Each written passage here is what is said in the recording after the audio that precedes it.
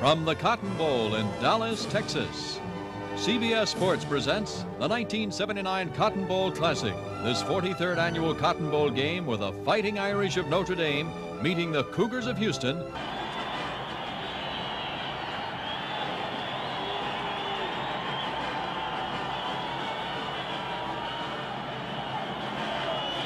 Hatfield puts it up. Stone. Now Harrison at the 10-yard line to the 15, to the 20, 25. Harrison to the 30, 35, 40. Randy Harrison to the 50, 45, 40, 35, and Randy Harrison goes out of bounds at the 34-yard line of Houston. Elvis Bradley, number 20, the junior from Longview, pushed him out. And Notre Dame has excellent field position on the opening kickoff.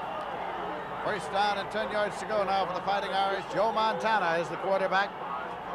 And that'll run the attack. He's 141 for 260, 54.2%, 10 touchdowns and 9 interceptions. A 56-yard return by Randy Harrison. Evans is the tailback. Buchanan is the fullback, and he moved it to the 31-yard line as Steve Bradham, the linebacker, came in to make the tackle. Jerome Evans, the starting tailback, who rushed for 728 yards and averaged 4.1. There is the backfield, Montana. Well, that's not the one they started, but that is the one they'll have in there a good part of the day. Matt Vegas Ferguson, the most valuable player in last year's Cotton Bowl. They're starting the senior, Jerome Evans, who leads career yards rushing, all-time leader for Notre Dame. Give it again to Jerome Evans. And he powers his way through almost to the 25-yard line as David Hides, the junior from Clute, and Jose Taylor came in to make the tackle. Both had outstanding seasons for the Houston Cougars. As the Houston defensive line and the linebackers. A very quick secondary. Cook, Hatfield, Ebner, and Bradley. Here to his fullback, and Palace. Pete Palace carried the ball, and Bradham was in there to make the tackle at the 25-yard line. Watch the Houston Cougar defense react just off tackle. That's Pete Palace, a senior, 6'2", 204, nowhere to go. And watch the red jerseys. Number 1, Steve Bradham, a junior linebacker from Longview, filled the gap. Fourth down, Notre Dame will go for it. Palace is out of the ballgame now. Buchanan's in there at fullback. Fourth down, about a yard and a half to go. Evans, he's stacked up. I don't think he made it. He didn't make it. And the ball will go over to the Houston Cougars, who have held and nullified a brilliant kickoff return by Notre Dame. So the Cougars are going to take the ball. Jose Taylor and Fred Snell were there on the tackle for Bill Yeoman's Cougars. They take it at their own 24-yard line.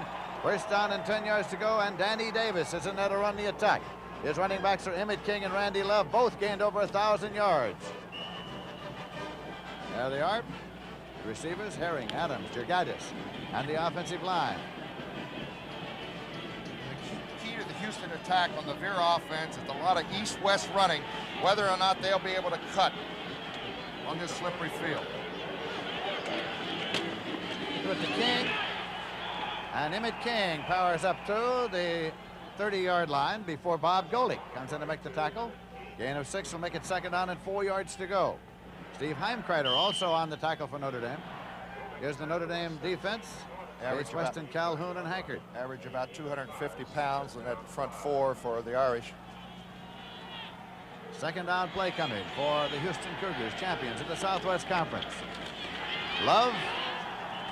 And he moved it up to the 35-yard line. Heimkreider again coming in on the tackle. They take a long look now at first down yardage. John Hankert also on the tackle. Two great running backs for Houston. King gained 1,095 yards. There's the linebackers for Notre Dame. Heimkreider, Golick in the middle, All-American, and Bobby Leopold on the outside. They're going to measure for the possible first down here now. Artificial turf here at the Cotton Bowl. But the two running backs for Houston, Lindsey, very quick. They can break it at any time. King gained over 1,000 yards. First and 10.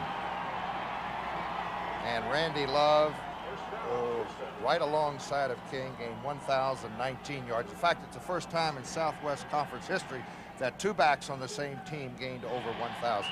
Randy Love averaged 5 yards a carry. Emmett King averaged 6 yards a carry. They're sending Eric Heron to a far right. He had 23 catches. Out of running room for King. Got a 1st and 10. It's up at the 48-yard line. Bobby Leopold finally brought him down 1st and 10. A 13-yard pickup. Let's see if we can pick up the blocking on the left side. 66, Robert Jones, a sophomore from Tyler, Texas, takes care of the linebacker, and what a hole. Emmett King picks up 13 yards and another 1st down. Terrell Clark has come into the backfield now. There's Emmett King. 1st down, 10 yards to go. That's Love. Another big hole, and he goes through to the 42-yard line of Notre Dame before Bob Golick brought him down. Let's take Bob Golick right in the middle. That's one of his keys is the first. There's the center popping out. Dennis Greenewalt, the guard. And it's a big hole on the right side. 11-yard pickup, another 1st down, and Houston is taking it right to Notre Dame's defense. Houston has the ball 1st and 10 at the Notre Dame 42-yard line. Danny Davis, the quarterback. Gets it again to Love. He got through to the 38-yard line before John Hankett brought him down a gain of 4 yards. Jeff Weston also on the play. It'll be 2nd down and 6 at the 38 for the Houston Cougars. First responsibility on the Veer defense. On the handoff, the defensive tackles must tackle the back who hits in there first. Then the defensive end has the quarterback, and the cornerback has the pitchback. It's 3 options for Danny Davis. Willis Adams in a wide left. Fumble. It was, got away. Emmett King had the ball fumbled, and Jay Case has recovered it for Notre Dame. Jay Case recovers for the Irish. This is the problem for Houston. Houston doesn't get beat by too many teams. They beat themselves, Lindsey. They had 44 fumbles on the year and lost 27 of them. And right here, 75, Jay Case, the offside defensive end, gets the football back for Notre Dame. 1st down and 10 yards to go now for the Irish. They have the ball at their own 34-yard line. Montana brings them up.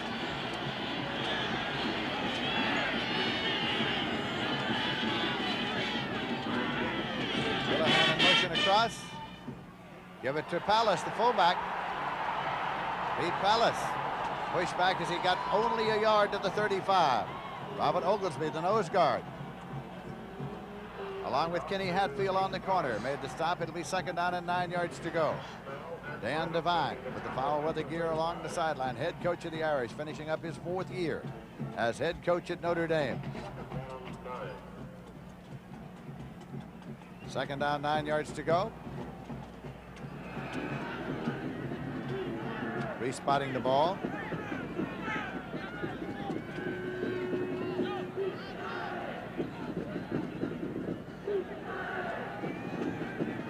Dave Huffman, who is from Dallas, comes over the ball.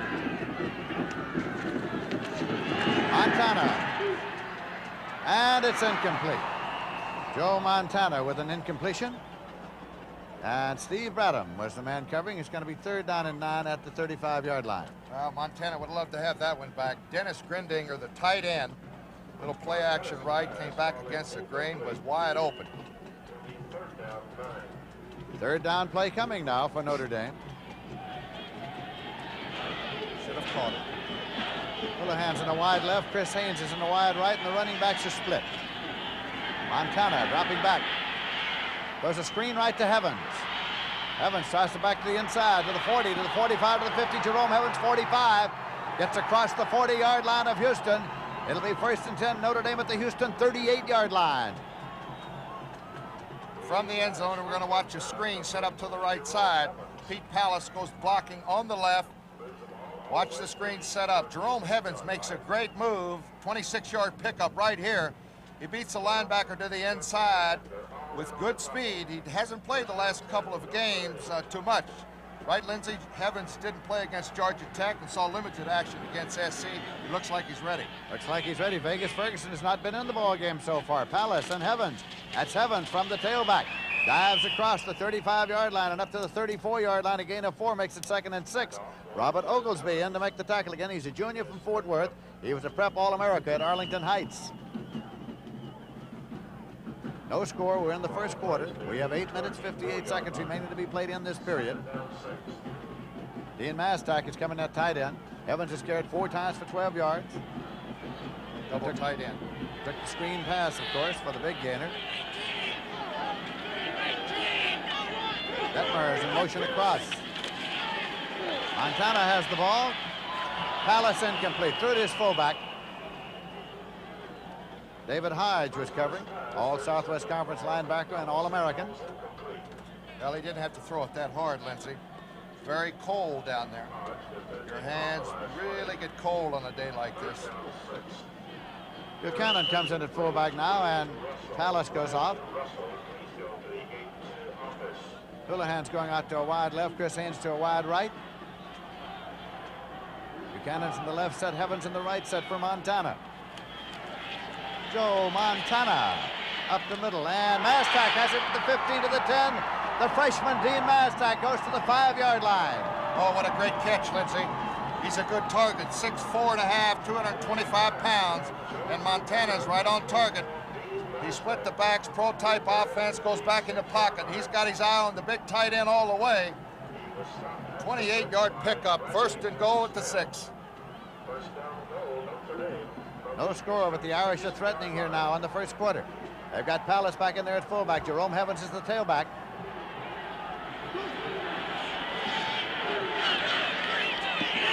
Houlihan in motion across.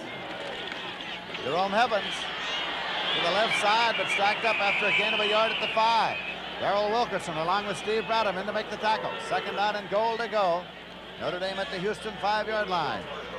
I've been watching Steve Bradham, the junior out of Longview. He's very active in there, Lindsey, from these inside linebackers.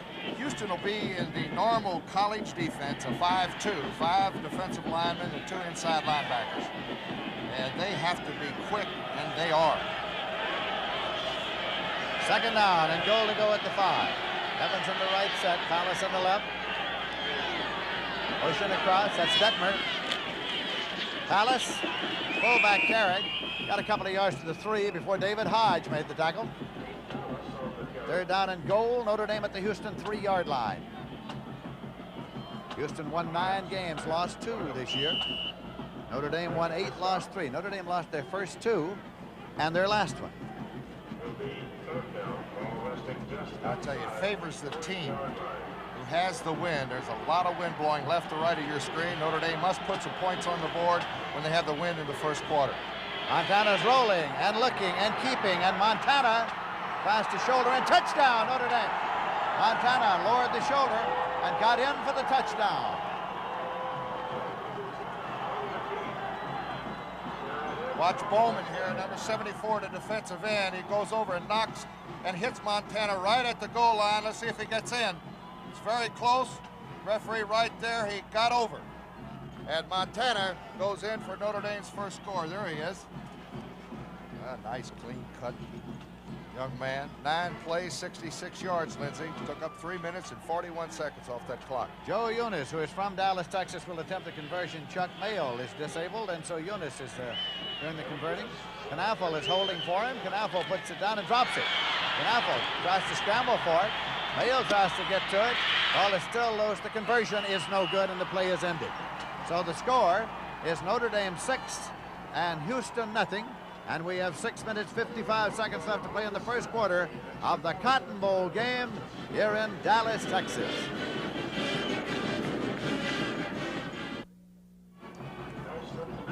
The Green Machine, they call it in South Bend.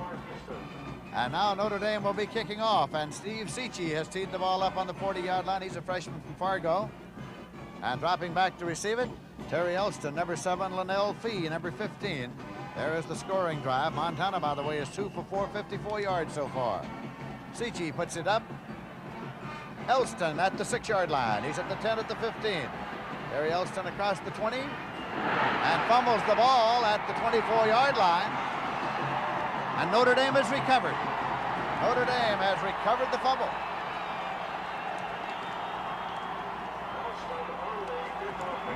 Well, Elston on the special teams. He's a backup quarterback. He's trying to get over to the right side. He's got his two hands on the football here. He gets hit, coughs up the football. And I think it was Bob Crable, a linebacker, who got it back for ND. Crable was a late season ball hawk at Notre Dame, and apparently was on that one too, to give it 1st and 10 Notre Dame at the Houston 25-yard line. You'll recall that the Houston Cougars were here year before last in the Cotton Bowl, and they scored 21 points quickly against the University of Maryland. Seachy made the hit, by the way, on that return. Vegas Ferguson is in there, but he was faked to Ferguson, and the pass was incomplete. Chris Haynes down the left sideline, the intended receiver. Evans was in the fullback spot, and Ferguson the tailback, and that's set. Now they got the best two backs in there. Grindinger open again, Lindsey, coming across. He dropped one earlier and came back with the same play. It's wide open. I would guessing here Montana's going to keep that in mind. You'll see that play a couple more times today. Evans goes off, and Palace comes in at fullback now. Ferguson became the second Notre Dame man in history to rush for over 1,000 yards this year. 1,192, average 5.6. He's the tailback, 32 in the ball game just now. Now Montana rolls and throws the screen left. Taken on the left side by Vegas Ferguson. Got inside the 20-yard line, down near the 16, as Fred Snell made the tackle. From the end zone, that's number 32, Vegas Ferguson. Play action. He'll set up the screen. A little half roll right, Lindsey. Screen back to the weak side. At a good block coming out by the guard. Vegas Ferguson makes a good cut. Almost picks up the first down. A little short. Vegas Ferguson holds all sorts of records at Notre Dame. 1,192 yards rushing on the year, Notre Dame record. This is Vegas Ferguson. He's got the first down with yards to spare. He's inside the 10 at the 8. First down and goal to go. Gerald Cook from the corner made the tackle for Houston, along with Kenny Hatfield. Dan Devine along the sideline. Ball is near the 7-yard line. First and goal.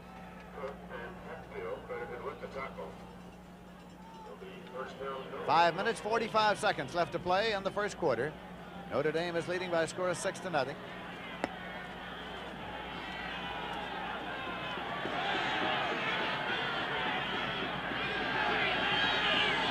Detmer in motion across. Montana. Mastak could not hold on. The freshman Dean Mastak. Well, Montana got all the time in the world to throw the football. Finally picked out his tight end. Was right on the numbers with it. Just dropped it. So it'll be second down and goal to go at the 7-yard line. Here comes Jerome Evans back into the ball game. Palace is coming back in. Buchanan is going out. Ferguson is going out. On the second down play, Montana brings him up in an eye, and the wing back to the right side is Detmer.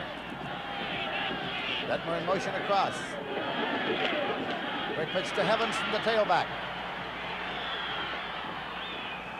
Evans drives to the 2-yard line, where it'll be third down and goal to go. Notre Dame at the Houston 2. 6-yard pickup by Jerome Evans, who runs from both the tailback and the fullback in the Notre Dame eye. This time, Evans is in the eye, pitch around the right side. Pete Palace in front of him blocking. I thought Evans did a nice job, Lindsey, getting down to the 2-yard line. He's hit here about the 6 by number 10, Gerald Cook. Evans now 19 yards and 6 carries. Buchanan is coming to the ball game. He's a freshman from Plymouth, Indiana, and Palace has gone out. Buchanan, touchdown, Notre Dame. Pete Buchanan, the freshman, 6'3", 220-pounder, drove in for the second Notre Dame touchdown of the day. From the end zone, let's watch Pete Buchanan hit in there with a lot of authority, Lindsey. The freshman, 225 pounds, known for his blocking around Notre Dame, but this time he goes off the right side, his 3rd touchdown of the year. So we have a conversion attempt coming now for Notre Dame, and since they missed the first one, will they go for 2 here? Don't go away. I was going to say, Lindsey, don't go away, folks. Bill Yeoman gets his veer offense working. They can put some points on the board so quick, it's unbelievable. Notre Dame's going to try a 2-point conversion. And there is a delay penalty. That will cost them 5. Did not get it in there ahead of the required time, and so it'll cost them 5 yards. Puts them definitely in a passing situation now, Lindsey. A 2-point conversion and the pass run.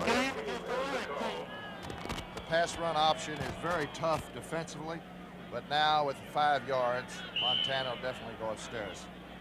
Spotted back at the 8-yard line. Notre Dame at the moment is leading 12-0 with the 2-point conversion coming. They split Chris Haynes out to a wide left. Montana rolls and looks. Goes incomplete into the end zone. Trying to get it to Houlihan, and so that conversion attempt fails as well, and the score remains Notre Dame 12, Houston nothing, with 4 minutes 40 seconds remaining to be played in the first quarter.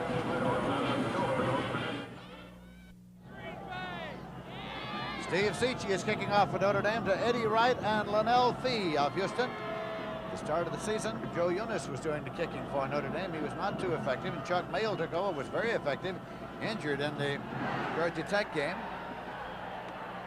It's Wright. He's not going to run it out. Touchback. It'll be put in play 1st and 10 at the 20-yard line.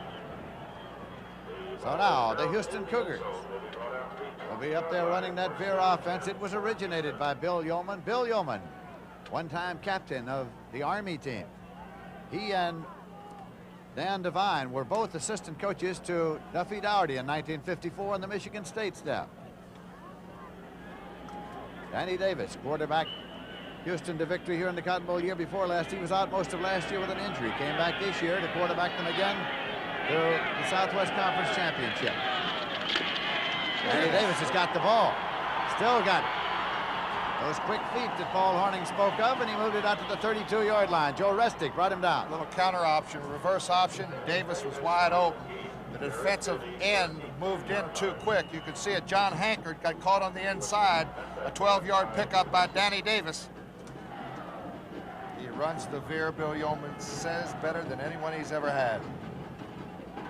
They send Eric Herring out to a far right. Love and King are the setbacks. Davis pops it, and out near Herring, incomplete. 2nd and 10 at the 32-yard line. Dave Waymer covering out there for Notre Dame. Now, he could throw the ball, Lindsey. He completed 76 for passes this year for over 1,000 yards, 49% completion average, 9 touchdowns and only 7 interceptions. He was also the 3rd leading rusher with 349 yards on the ground. 2nd down and 10 yards to go. He still got it. Danny Davis picks his way up there to the 40-yard line before Restic brought him down. He gained about 8 yards on the play. He'll make it 2nd and 2. From the end zone, I think you're going to see the defensive end, John Hankard, have a good shot at the quarterback, and that's his responsibility. The defensive end must stop the quarterback. He misses him here. Joe Restic on this tackle. Good pickup. 3rd and 2 for Houston. Notre Dame's leading 12-0. We have 3 minutes 40 seconds remaining to be played in the first quarter of the 43rd annual Cotton Bowl game being played on a cold day in Dallas, Texas.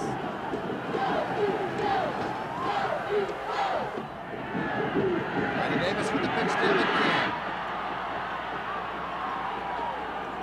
King got up to about the 44-yard line as Jay Case came over to Bobby Leopold to make the tackle. A 1st and 10 for the Cougars.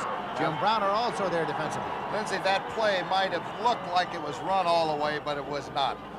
Perfect example of the veer offense. First, he faked inside to his back. Now the quarterback has an option to throw the pass or pitch it to his trailing back. Now the cornerback is really the key over there for Notre Dame, the top left of your screen when Houston is running right. If he comes up, Danny Davis throws the football. If he stays back, he pitches it to his back, and they're off and running. First down. That's Love carried. And he got only a yard. Jay Case was the first man there. It's going to be 2nd and 9 at the 45-yard line.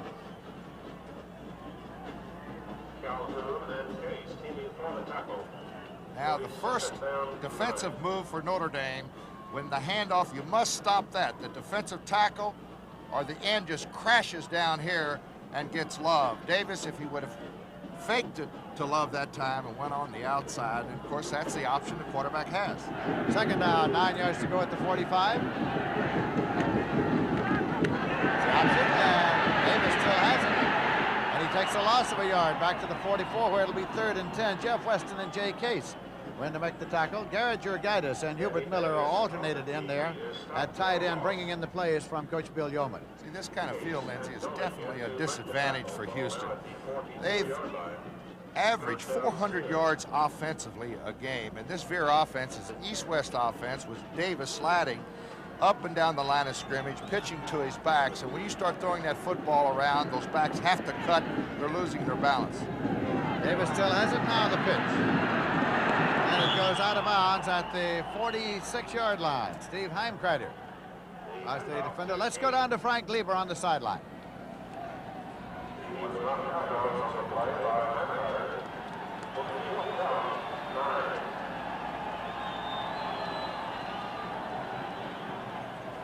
Now on 4th down, Jay Wyatt is back to do the punting. He has averaged 39 yards per punt. Gets it off. Waymer is deep.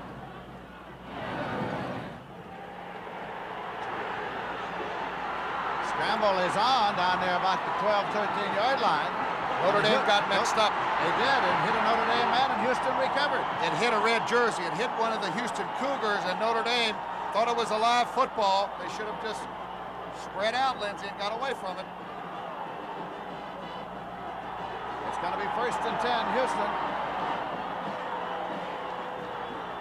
41-yard punt. Let's check it out. I think it hit one of the Houston Cougars back upfield. 1st and 10, Houston at the Notre Dame 12-yard line. Big break for Houston to get a touchdown. They're not going to keep them off the scoreboard. Notre Dame is leading 12-0, but now the Houston Cougars have excellent field position here.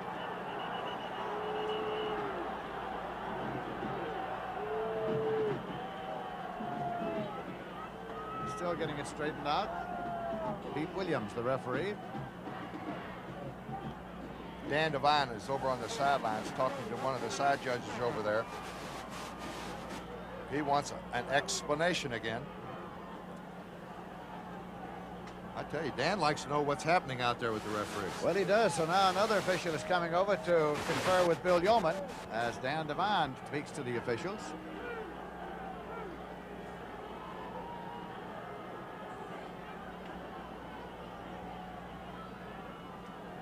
So Dan Devine is still pleading his case as we have 1 minute 31 seconds remaining to be played in the first quarter.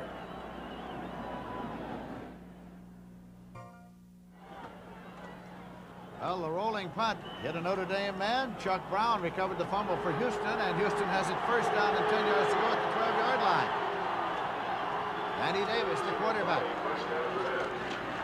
That's Love carrying, and he gets inside the 10 to the 9-yard line. John Hankard there on the tackle for Notre Dame, along with Steve Heimkreider. Dan Devine, the head coach of Notre Dame, has been warned, Lindsey, on the sidelines. If he comes on the field once more, it's a 15-yard penalty. 2nd down, 7 yards to go.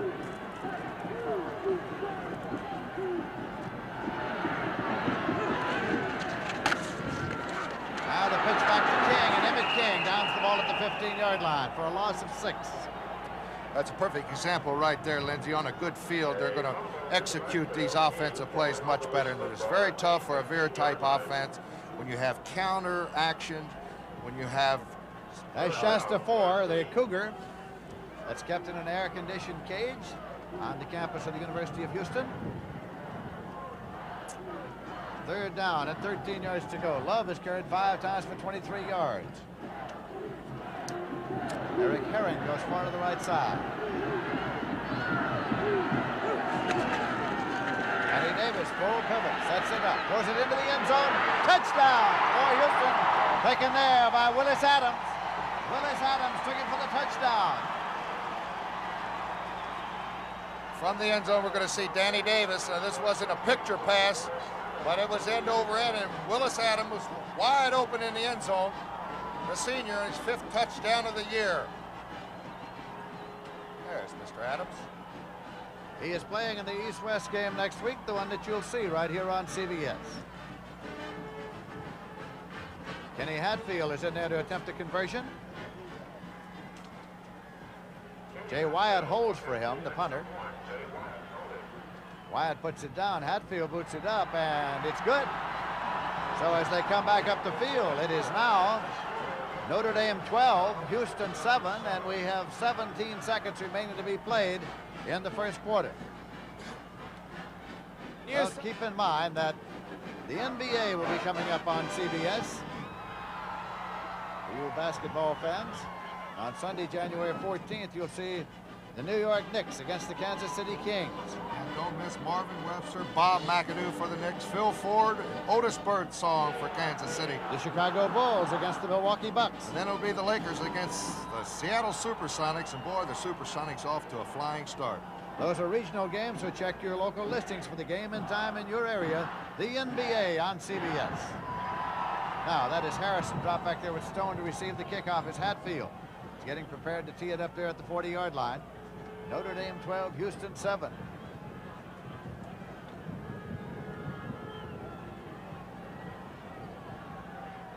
Still getting it settled on the tee. Sideways.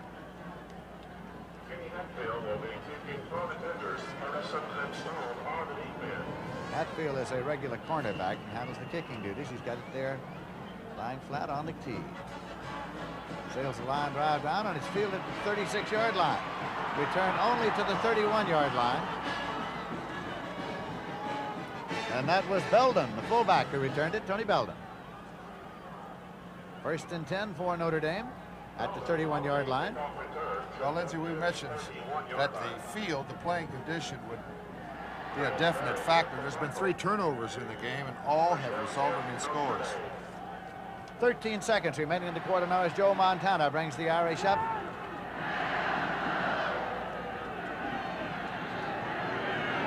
Motion across. Montana has it penalty mark at the line of scrimmage. Long pass to Chris Haynes. Incomplete. Chumchall was covering on the corner. Chumchall comes in there as a backup to Hatfield because after kicking off, Hatfield goes to the sideline to take off the kicking shoe. And Chumchall plays that corner, but there is a marker, you'll recall, at the line of scrimmage. Both sides against Houston, that'll cost the Cougars 5. Almost offensive pass interference on that last play by Chris Haynes going down the sidelines. They don't look too cold. Don't look as though they're worried by it in any case. He's cold, and he's found a little heat.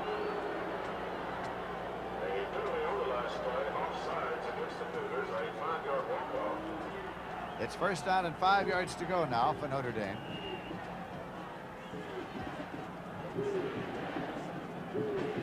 Ball is at the Notre Dame 36-yard line. 7 seconds remaining to be played in the quarter. The clock will start on the snap. The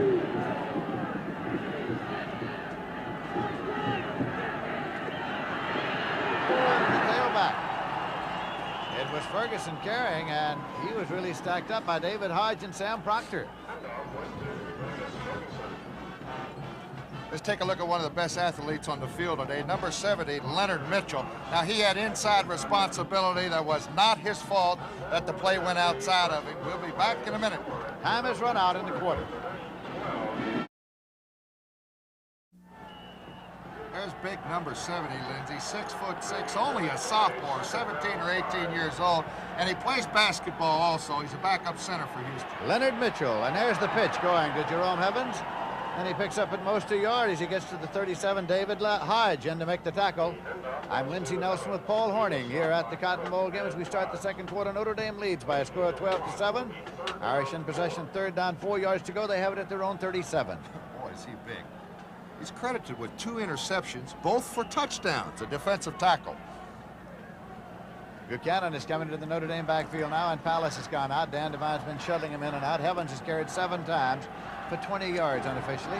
Chris Haynes to a wide right, Houlihan to a wide left. Running backs in an eye, 3rd and 4 for Notre Dame. Notre Dame moved. Penalty markers are down as Taylor was in to make the tackle on Ferguson. check out the penalty. There's number 90, Jose Taylor, another sophomore. Illegal motion against Notre Dame. They'll decline. Notre Dame will have to punt. They do decline it. Fourth down comes up. They lost a 3 on the play. This is another small gentleman, 6'5", 265 pounds. Evans gets clotheslined, no gain. So now the punter is Joe Rustick. He averaged 38.2. His long was 66. Donnie Love is back there with Linnell Fee to receive the punt.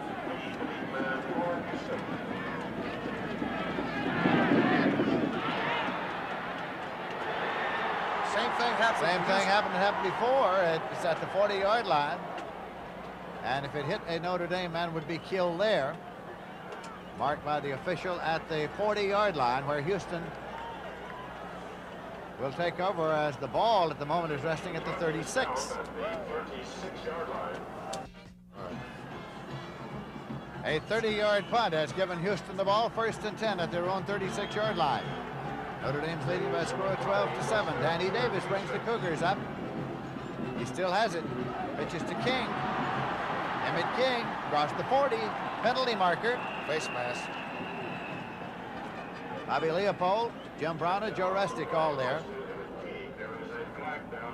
Beautiful execution of the veer option that time, Lindsey, by Danny Davis. Could it be a face mask? Let's check it out.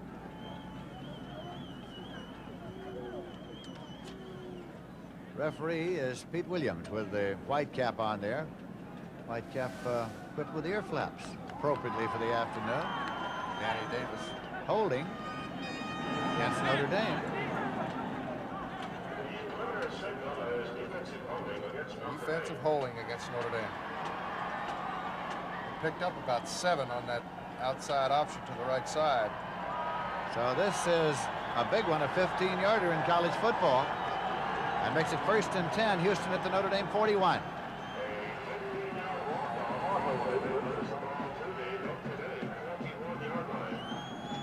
Danny Davis has been pretty successful here in the Cotton Bowl, right, Lindsey? He went to elementary school and literally only a stone's throw off the backside of the Cotton Bowl, and he's played here 8 times, undefeated as a quarterback. This is Love, and he fumbles the ball, and Notre Dame recovers at the 32-yard line. It's a day for turnovers. The cold weather. John Hankard, number 47, on the ball for Notre Dame. Oh, and a beautiful hole and a good pickup off the right side. They're just controlling the line of scrimmage offensively. Houston, if they can only keep their hands on the football. Randy Love coughs it up, and John Hankard has it for Notre Dame. Paul Horning, you played in Green Bay, Wisconsin. Now, you have days like this. What are the hazards on an extremely cold Well, day? it is not as bad, Lindsey, playing on the natural turf on a day like this, because you can get a little bit better footing. But this ice on top of this carpet is very slippery, and it's very cold. And you're right, boy, when your hands get cold, you have a tendency to cough up that football. Look at here. A little trouble with the snap. Penalty markers everywhere as Montana gathered it in.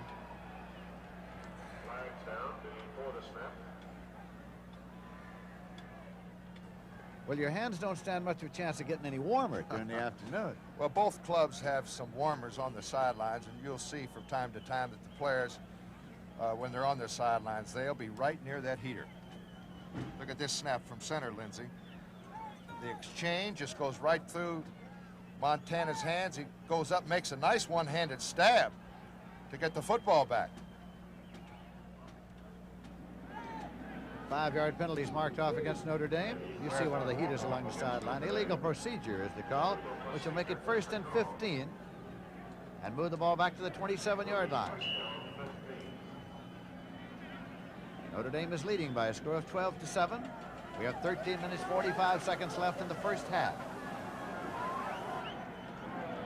And where is Vegas Ferguson?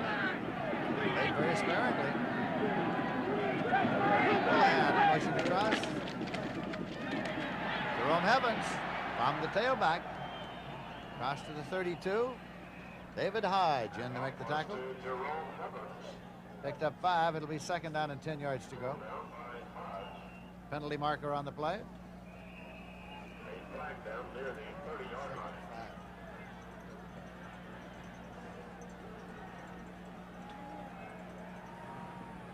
It's a good pickup for Evans off the right side, Lindsey, but going to bring it back. Dave Huffman over there to listen. So that's a personal foul against Notre Dame.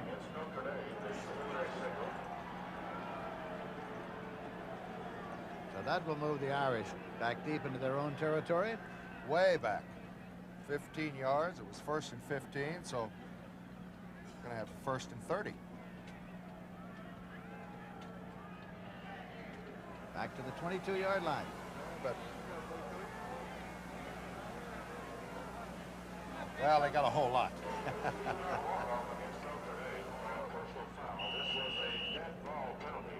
Dead ball foul.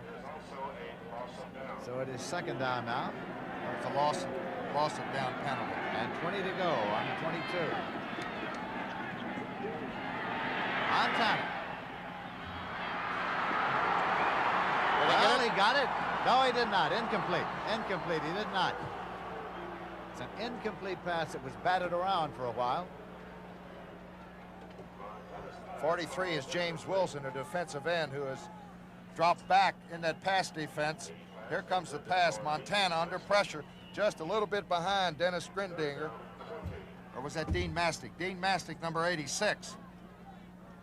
And they ruled it incomplete. So it's going to be 3rd down and 20 for Notre Dame at their own 22. Houlihan in a wide left. Chris Haynes in a wide right.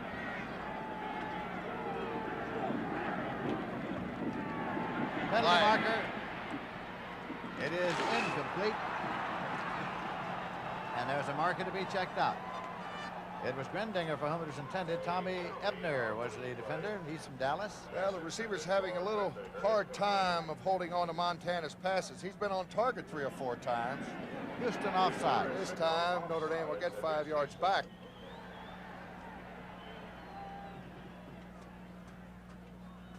Should make it at the 15, or rather at the 27 with 15 yards to go.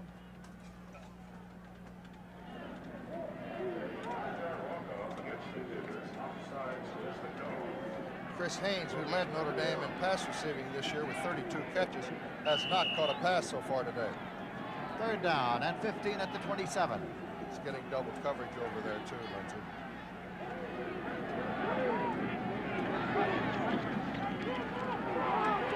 Pallas on the draw, and Pete Pallas gets out to the 33-yard line on the draw play, but that'll bring the punting unit in. Ebner and Hodge made the tackle.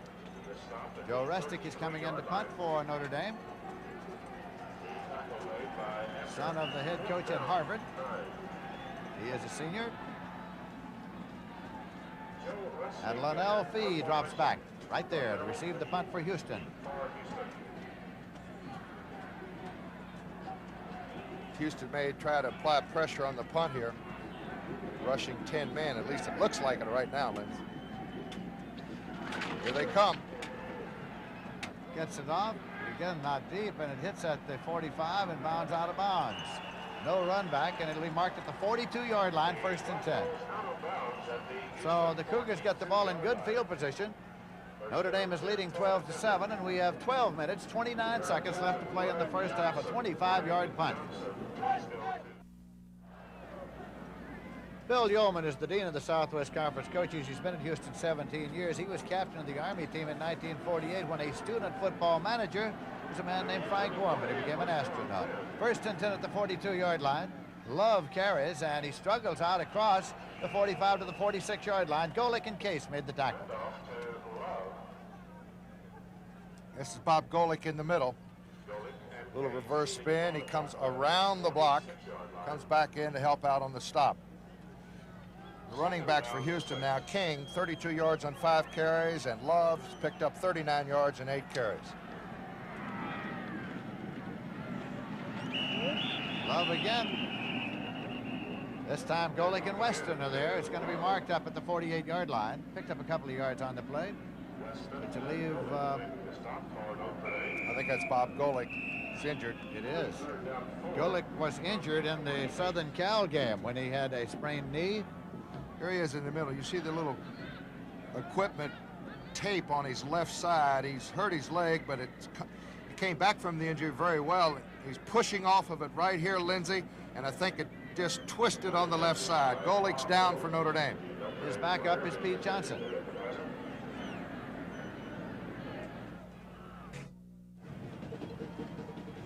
Third down and 4 yards to go for Houston. They have the ball at their own 48-yard line. Pete Johnson has replaced Golick for Notre Dame. Golick went off under his own power.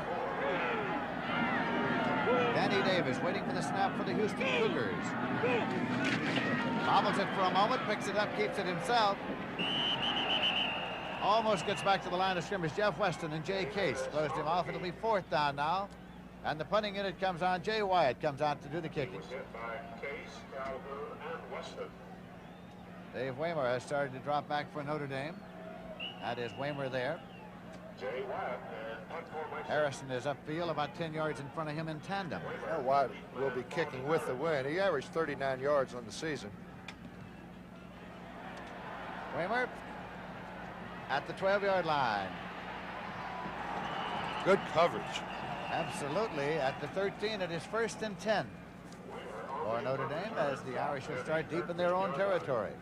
41-yard punt. Lindsey, we've got a injury report on Bob Golick, the All-American middle linebacker. He injured his knee, but he is expected to return.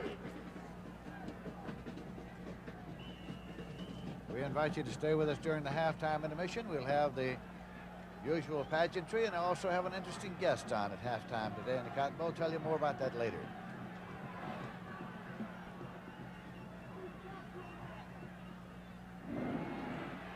Ferguson, and he is stacked up at the 15-yard line by Jose Taylor, along with Alton Harvey. Let's go down to Frank Lieber on the sideline. I was behind the Notre Dame bench a moment ago, talked to Joe Montana. He, of course, plays his football in South Bend, grew up in Monongahela, Pennsylvania, says he has never been this cold during a football game in his life. Says the field isn't bad, but he said it's a problem keeping the hands warm. And, of course, the wind is a very big factor, and he can't wait to get it back. It's not too warm for announcers either, Frank. It's second down and 8 yards to go at the 15.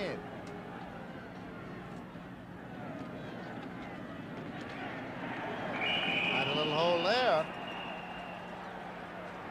Very important first down coming up for Notre Dame, and defensively for Houston, a very big third down situation, Lindsey. If Houston can hold Notre Dame here, Notre Dame will have to be punting against that wind, and Houston should have excellent field position. Mitchell carried on the last play out to the 18-yard line. So it's third down coming up.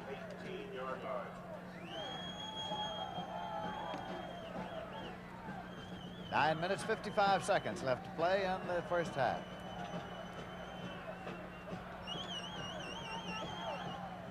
Montana has it. Mastek with a sliding catch. And he's right at the stick, so let's check this one out pretty carefully. See about the possible first down.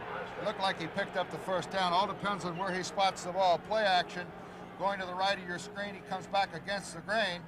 Mastek has it, slides down. Now, let's see where they marked it. Very important mark of the football. Looked like he marked it back a little bit. First Still down. a first down. 1st and 10 for Notre Dame. Oh, that would have been a big one for Houston. They had to punt against that wind. Do you remember a play year before last year against Maryland when Danny Davis went back there about his own goal line and completed the pass up the sideline to get them out of there and go on and win the football game? That's right. Well, they were explosive. Put 4 or 5 touchdowns on the board in the first quarter. Mastek has caught 2 for 33. It's 1st and 10 at the 23-yard line. That's Vegas Ferguson carrying. But he is firmly in the grasp of David Hodge, number 42, the junior from Clute, All-Southwest Conference and All-American linebacker for the Cougars.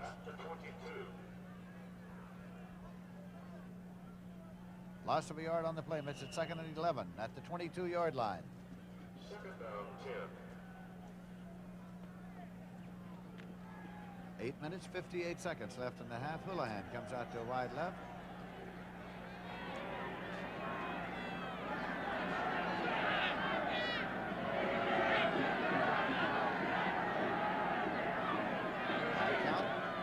Montana. Going long to Chris Haynes, incomplete. So it'll be third down and 11 yards to go back at the 22. Chris Haynes, during the course of the regular season, caught 32, had 5 touchdowns. Gerald Cook was covering on that corner. He's from Palestine. So far, Mr. Haynes has been shut out. You know, it's kind of ironic, Lindsey. The only really two parts of your body that you realize it's freezing in a day like this are your hands and your feet. And of course, those are the two most important parts of your body in a game like this. You can speak for yourself. I'm cold all over. It's third down and 11 yards to go at the 22. Fumble. Houston got the ball. The Cougars have it near the 20-yard line of Notre Dame. It's David Hodge on the football. Well, this is the second time today that Montana and Dave Huffman have had a problem on the exchange from the center to the quarterback, and it is definitely because of the weather. Watch David Hodge react to the football. The big linebacker, the junior from Clute, has got it, and Houston is in business. They are really in business because Notre Dame is leading by a score of 12-7, but Houston has the ball first and 10 just outside the 21-yard line. 8.5 minutes remaining in the first half. Danny Davis, the quarterback. Hands this one off to Love. Torn jersey and all. He goes to the 17-yard line. Jeff Weston from Rochester, New York, brought him down. You know, it's interesting. You listen to the Notre Dame players and coaches. They said last year when we had to get ready for Texas, we were up. We were playing for the #1 position in college football. And he said, really, we only had to stop one player, Earl Campbell. He said, getting ready for Houston, much more difficult with the Veer. They've got more skilled athletes, and they are quicker. Danny Davis with the pitch. King has it inside the 10-5, down to the 3-yard line and maybe the 2. Pete Johnson finally made the stop. It is marked at the 3-yard line. First down and goal to go. One thing about the Veer, Lindsey, it doesn't matter what defense the other team is in. Here's the fake over the middle, reverse option. King has got it. Now watch him turn it on. 14-yard pickup. First down, and they only need about 4 for the touch. First down and goal to go at the 3-yard line. 7 minutes, 41 seconds left in the half. Davis rolling and looking and throwing, and it's incomplete. It was Jurgitis in the end zone. Joe Restic covering defensively. Just a little bit easier, and that would have been 6. There's the big tight end, 6'5", 230. Falls City, Texas. Second down and goal to go. Houston at the Notre Dame 3-yard line as Hubert Miller, the sophomore from Fort Worth, brings in the next play. Davis is 1 for 3, 15 yards in the air, but that was the big one. It was the touchdown pass, and here we're getting a Houston timeout. Houston has called for a timeout with 7 minutes, 32 seconds remaining to be played in the first half. Notre Dame with a 5-point lead, and Houston threatening has taken a timeout.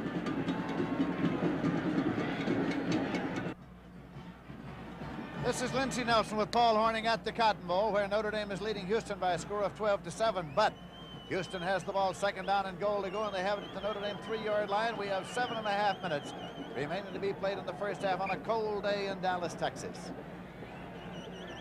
Danny Davis quarterbacking the Houston Cougars as he has throughout this ball game. He is a senior from right here in Dallas. One time worked in the Cotton Bowl as a peanut salesman when he was a youngster going to elementary school within the shadow of the Cotton Bowl. Davis has got the ball, but Davis cannot advance. It was Jay Case who was hanging on to him, and it's going to be third down and goal still at the 3-yard line. So the big third down play comes now for the Houston Cougars.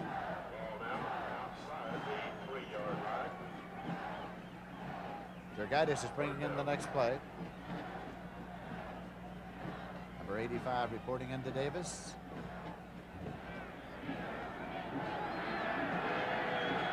Counter option. The first option is really hurting.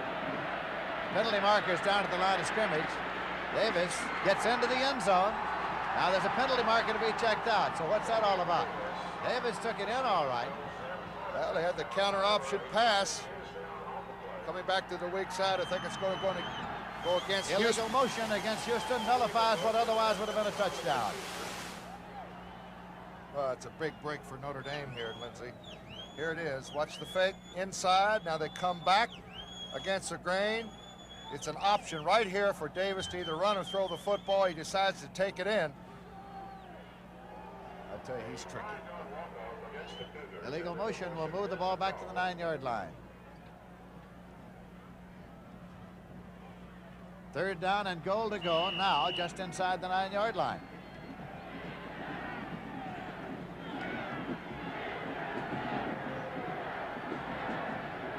love with the setbacks for that man, Danny Davis.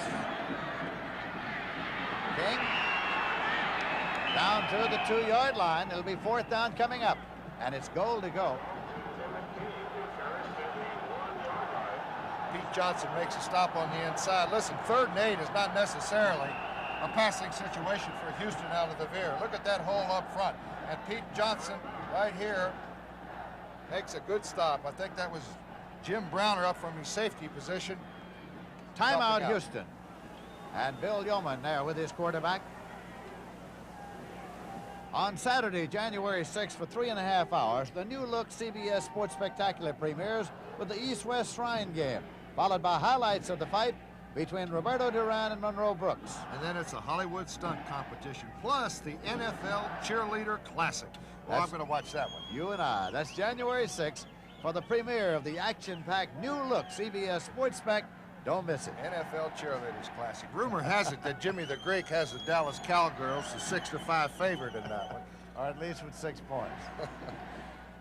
We have a 4th down situation coming up here as Bill Yeoman talks it over with his quarterback. Bill Yeoman was born in Indiana, attended high school in Glendale, Arizona, was a freshman at Texas A&M, then an All-American center at West Point, captain of the 48th team under Coach Red Blake.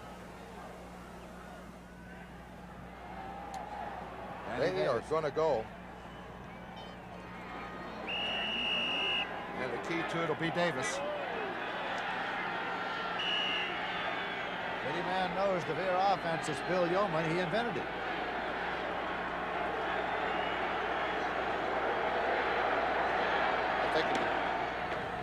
Love, touchdown. Love took it in for the touchdown.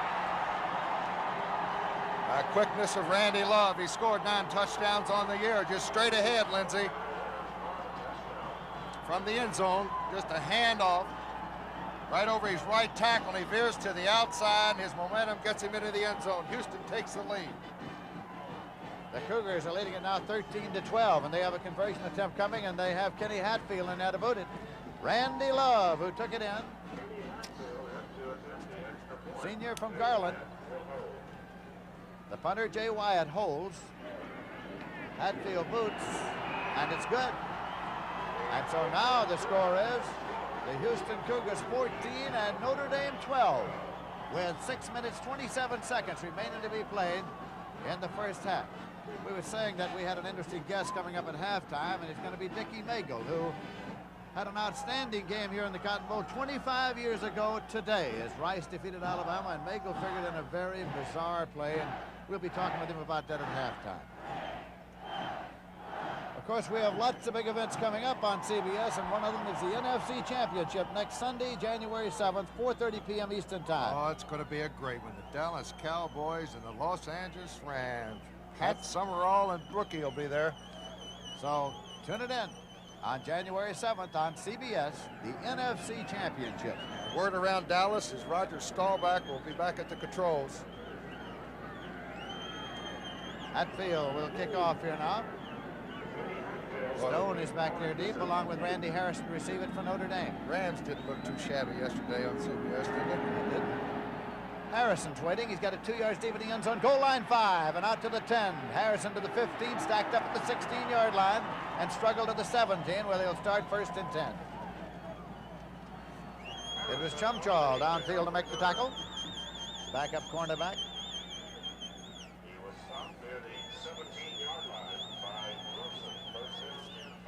We were saying early in the ballgame, after Notre Dame had taken an early lead, that the veer attack of Houston can strike quickly and at any time, and it is struck for 14 points to put them out front.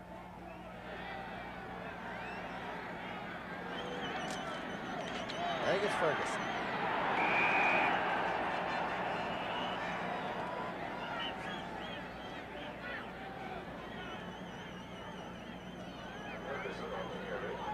Flag is down over on the sideline. There is a penalty marker to be checked out.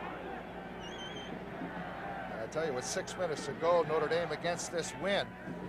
The defensive thinking here for Houston is they're on offense right now, Lindsey. They've got to stop from making a first down, and Houston will be back in business with good field position, and this really hurts. Holding against the Irish.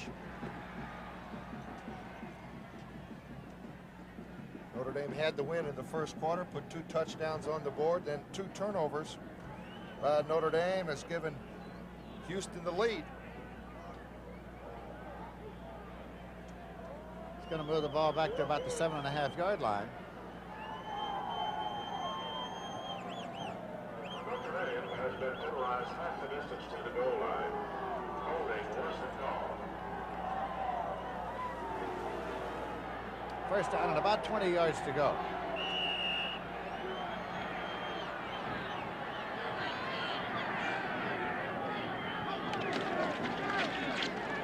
Again, it's Ferguson. He got it out to the 15-yard line. Robert Oglesby from Fort Worth made the tackle.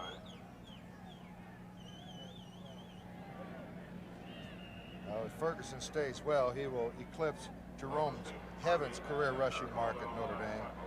He'll need about 600 yards next year, and he should accomplish that easy. Went over the 200-yard mark twice during the season.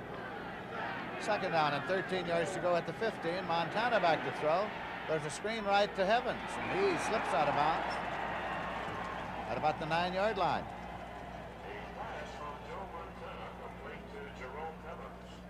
Jerome Heavens broke the career rushing record at Notre Dame that had been held for so many years by George Gipp, prompting the wags around South Bend to say that Notre Dame no longer won one for the Gipper, they won one for heaven's sake. It is third down coming up. 5.5 minutes remaining to be played in the first half.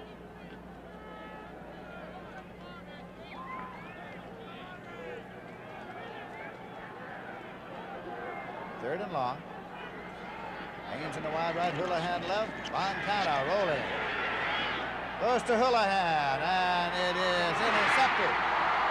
Picked up by Kenny Hatfield. Hatfield is returning, and he's across the 40, 35 to 30. Kenny Hatfield goes out of bounds at the 25-yard line. First and 10, Houston at the Notre Dame 25 on Kenny Hatfield's interception.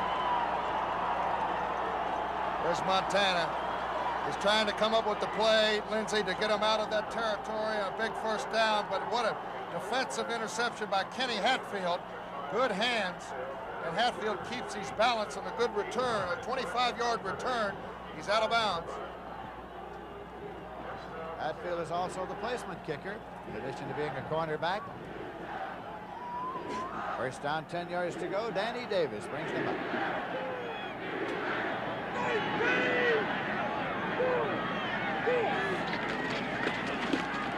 That is Love carrying.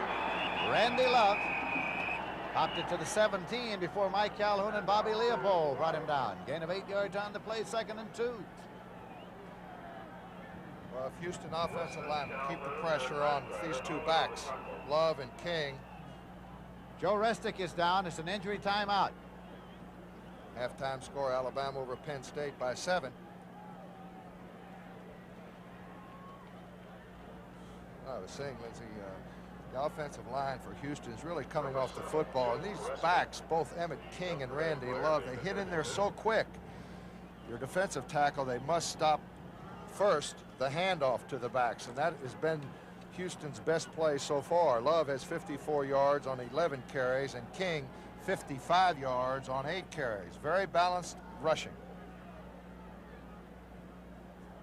Joe Restick is leaving the field. He has been replaced by Randy Harrison at the free safety spot for Notre Dame. Restick is also the punter. Second down, about 2.5 yards to go. Houston at the Notre Dame 17-yard line, and Houston is leading by a score of 14-12. This is King. First and 10. At the 10, Tom Gibbons made the tackle for Notre Dame. All during the first half. Look at the wide splits for that Houston veer, and look at the hole, Lindsey. Even though he almost gets tackled by Calhoun, the splits of the offensive line of Houston, the blocking up front, there's huge gaping holes for those 2 backs to run into, especially from tackle to tackle. They've got Adams in the wide left, Jurgaitis in the slot. Love got the football, and he lost a yard. Closed it. Second and 11 at the 11-yard line. John Hankard and to make the tackle along with Jeff Weston.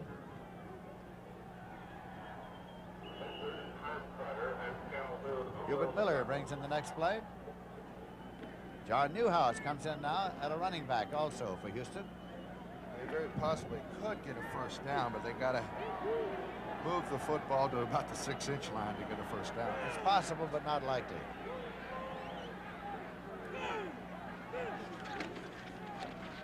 Davis has the ball. Davis drove inside the 5-yard line to the 4. Jay Case there on the tackle. Now, this is an excellent decision on the part of Danny Davis here. It looks like he's not going to gain maybe 1 or 2 yards, but he just waits and picks his spot. He goes inside, and on that field he slides an extra 3 or 4 yards. He got it inside the 5. It's resting at the 4-yard line. Third down coming, 3rd and 4 at the 4. Houston leading 14-12 and driving with 3 minutes, 15 seconds left to play in the half. Davis still alive. Throws it up into the end zone and throws it away. It's incomplete. 4th and 4 at the 4-yard line. Wise decision. Hatfield's coming in. He's the field goal man. He threw it away on purpose, Lindsey. Wasn't anybody in the vicinity of that pass. Danny Davis didn't want to be sacked for that 10 or 12-yard loss. In field goals this year, Hatfield was 2 for 4. Well, they scored so many touchdowns, it didn't matter. 44 touchdowns in an 11-game season. This will be a 21-yard attempt with Wyatt holding for Hatfield from the hash mark right. The 21-yarder is good. And the score is Houston 17, Notre Dame 12. And we have exactly 3 minutes remaining to be played in the first half of the 43rd annual Cotton Bowl game here in Dallas, Texas. Injury report on Joe Restic, the fine safety, free safety for Notre Dame, has a contusion on his back and possibly he could return.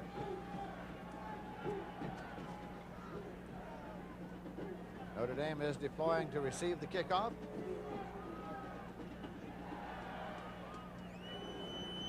That is Harrison dropping back there with Stone to receive the kickoff, and Hatfield has teed it up.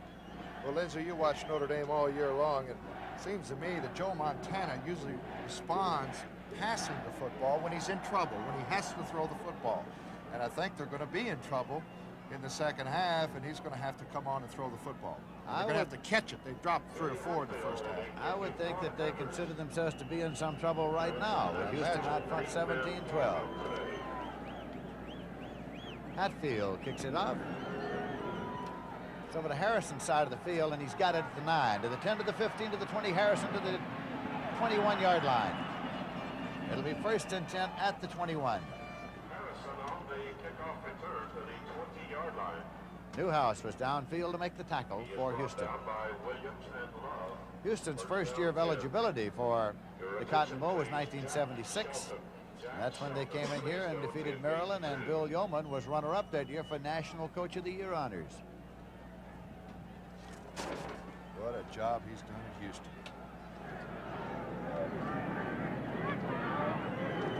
Houlihan in motion across. Give it to the fullback.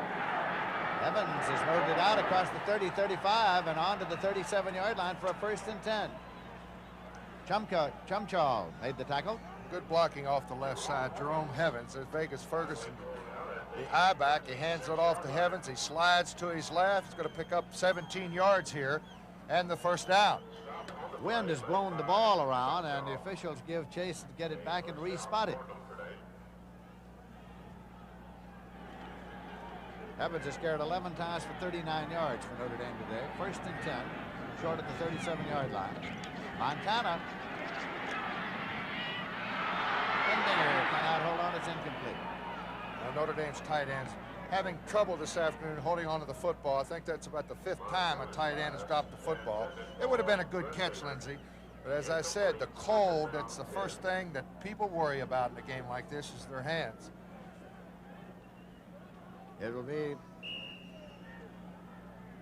2nd down coming now with 10 yards to go at the 37. Houston's leading by a score of 17-12. Montana. And it's complete up the middle. And Evans takes it across the 45-yard line to the 46. David Hodge made the tackle.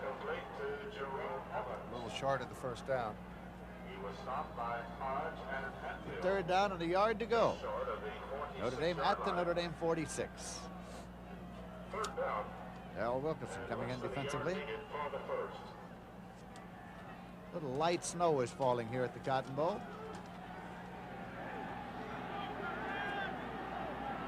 Montana 6 for 14, 71 yards. Let's pop this one up the middle, and it is Jose Taylor on the tackle.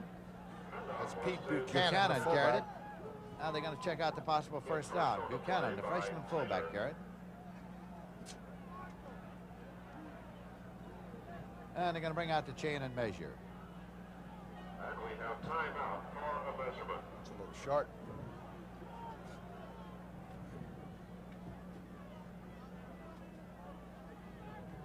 Chain gang comes out. 1 minute, 38 seconds left to play in the first half.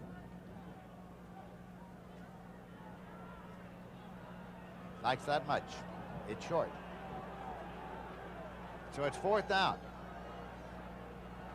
And the ball is at the 46-yard line. Fourth and about a yard to go. They're going to go for it.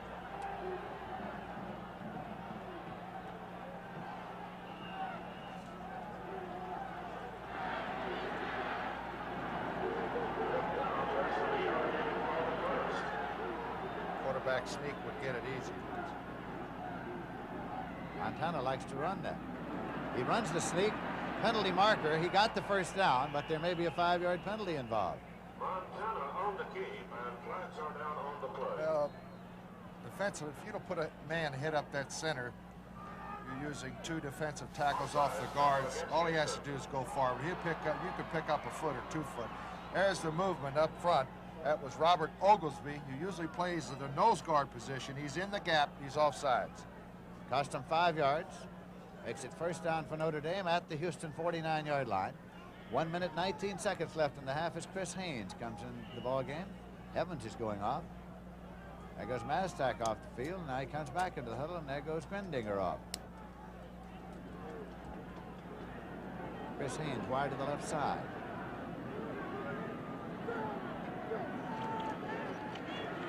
Montana intercepted at the 45-yard line and returned by Bradham. Steve Bradham intercepted it. Flags down. Bradham's been all over the field here in the first half, probably holding against Notre Dame.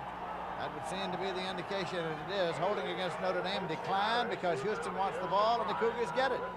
First and 10, they get it at their own 44 on the interception by Bradham. That was a poor pass, end over end by Joe Montana. And of course, the weather's really affected his throwing. They thought they'd be able to exploit Houston's secondary, Lindsey. They were rated the last in the conference pass defense. But so far, Montana's had problems. Of course, they explained that record on pass defense by saying that their defense closed off the running attack of the opposition, and if they gained, they had to gain in the air.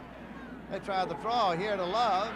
Randy Love across the 50. And he is at the 45-yard line of Notre Dame. Tom Gibbons upset him there. Great move here, just a little draw.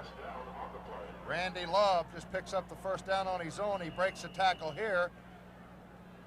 Going forward, he got the extra yard, first down. Inside the 46-yard line of Notre Dame. Clock is running, and we have 50 seconds remaining to be played. Keep in mind that during the halftime intermission, you'll see the Notre Dame band and the Houston band and the Kilgore Rangerettes, among other things. There's an incompletion. Danny Davis popping it on the ground out there. John Hankard pressuring him. It's going to be 2nd and 10 at the 46-yard line. Danny Davis's pass intended for Miller. Calhoun applying pressure to the quarterback on the play. 42nd down, 10. Danny Davis said that he used to sell peanuts, popcorn, and whatnot in the stands as a youngster. His appearance record after he started playing football in this stadium is 8-0. King, and he gets inside the 40-yard line. Jay Case. Well, that's the play that's given Notre Dame's defense the most problems. Just a straight-ahead handoff. There's a timeout, Houston. Houston stops the clock. You see in set. 33 seconds remaining to be played in the first half. And Houston is leading by a score of 17-12 as Danny Davis comes over for a talk with Bill Yeoman. Davis passing today is 1 out of 5 for 15 yards, but that was the big pass completion, 15 yards for the touchdown.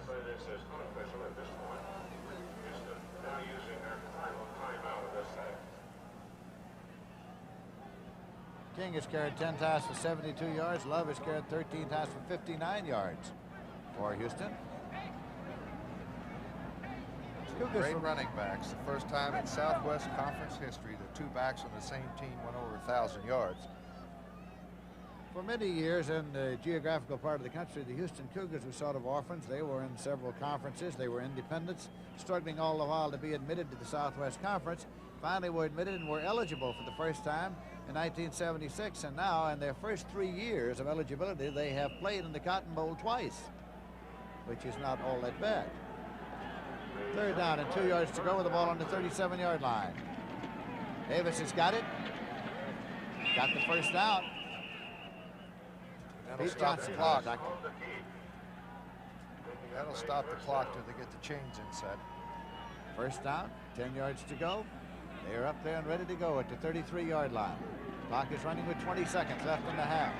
Well, he throws that one away to stop the clock. And it stops it with 16 seconds remaining in the half, and it'll be second down and 10 yards to go. Houston at the Notre Dame 33-yard line. Second down 10. Your attention, please. Winston Williams. Danny Davis looking over to the sideline, and here comes Hubert Miller in with the play for him. He's the messenger tight end.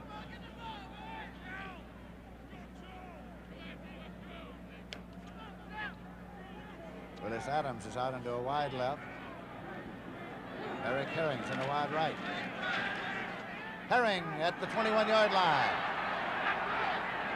Pull him out of bounds at the 17. Stops the clock with 9 seconds remaining. Dave Waymer on the tackle, along with Browner. That'll bring the field goal unit on. 17-yard pickup. And Davis, the good release that time, Lindsey, right on target on the sideline, picked up 16 yards and definitely has them for Kenny Hatfield field goal attempt. 34-yard attempt. Wyatt puts it down. Hatfield's kick is up, and the 34-yarder is good. It skimmed the bar. It just got over, but it made it. 3 seconds on the clock. A 34-yard field goal is good, and Houston leads now by a score of 20-12.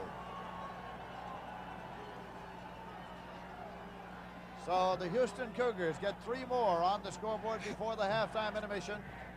Getting that one off with 3 seconds remaining to be played in the first half. Well, the first quarter was Notre Dame. They had to win. The second quarter, Houston had just swamped Notre Dame both offensively and defensively. I would imagine that Dan Devine, well, he's got a right to really chew out this football team at halftime, Lindsey. They look a little lackadaisical, and they do not look good at all. Dan Devine along the sideline there. He was born in Wisconsin, went to high school in Proctor, Minnesota, to college at the University of Minnesota Duluth, got his master's degree while an assistant coach at Michigan State. He was head coach at Arizona State, at Missouri, head coach of the Green Bay Packers. This is his 4th year at Notre Dame, Dan Devine. Hatfield will kick it off.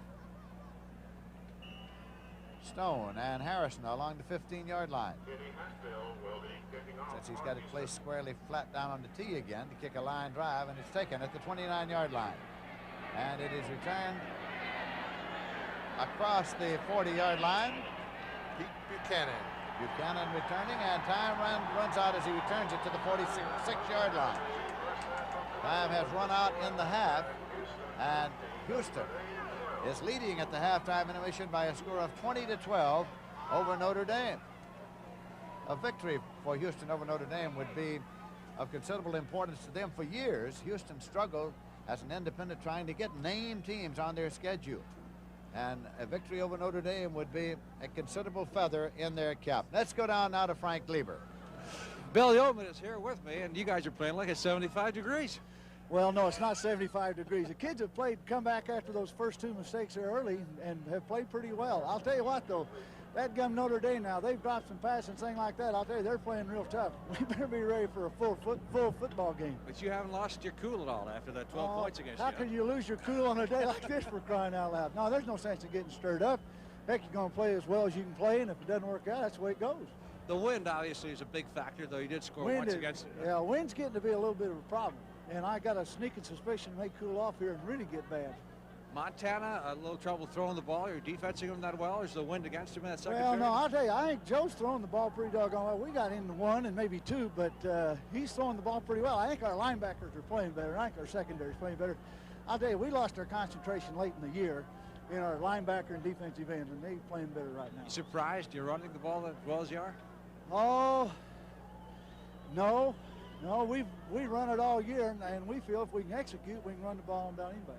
But you know, they may step in our ear this next one. Well, it was cold here a couple of years ago, but not quite like this, huh? No, you're right. You're right. It's good and fresh. Okay, thank you very much, Bill. Good luck to you in the second half. Bill Yeoman, the head coach of the Houston Cougars, here at halftime, where the Cougars lead Notre Dame by a score of 20-12. Back with halftime activities in just a moment.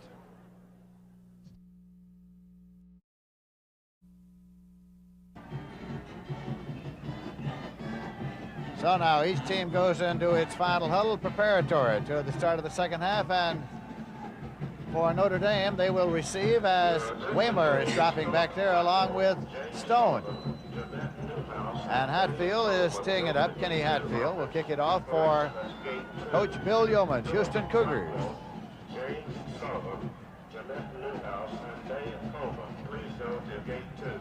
Houston is leading by a score of 20-12. This is Lindsey Nelson with Paul Horning at the Cotton Bowl in Dallas. The lights have been on since before the opening kickoff.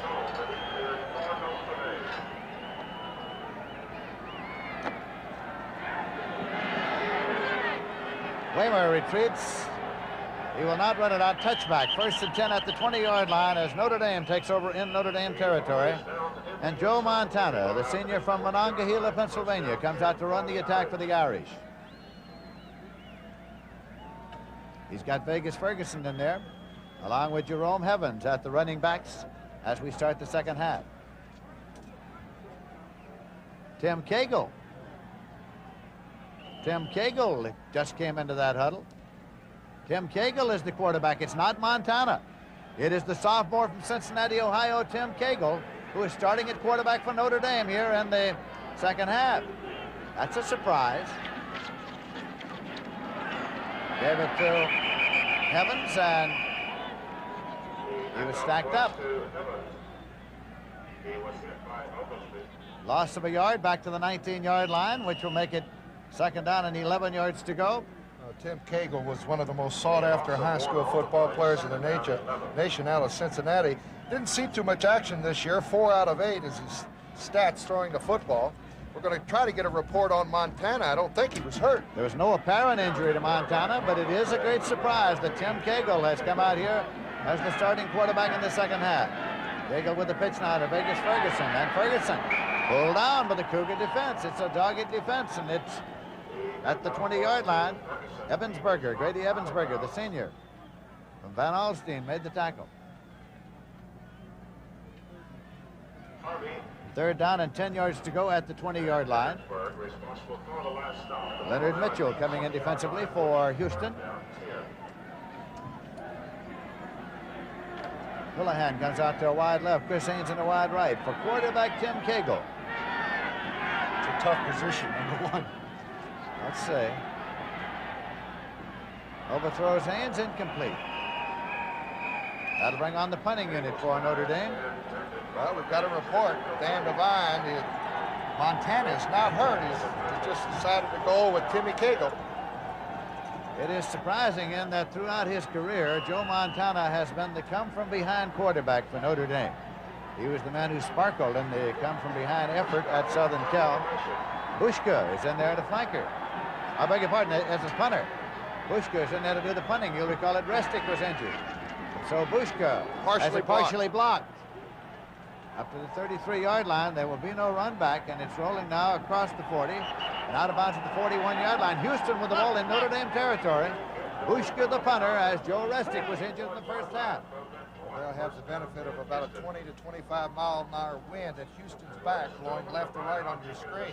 And they're thinking in the third quarter, Lindsey, they know they'll have to be facing the passing attack in the fourth quarters and put a couple touchdowns on the board, because Notre Dame has not been able to move, especially against the wind. Danny Davis brings him up with Randy Love and Emmett King at the running backs for Houston. This is Emmett King, and he gets it inside the 40 and near the 37-yard line. A gain of about 4. Steve Heimkreider made the tackle. It'll be second down and 6 yards to go. Heimkreider and Resnick on the tackle. A gain of 3 yards on the play.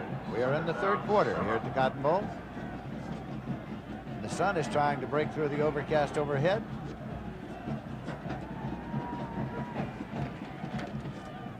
Davis keeps the ball.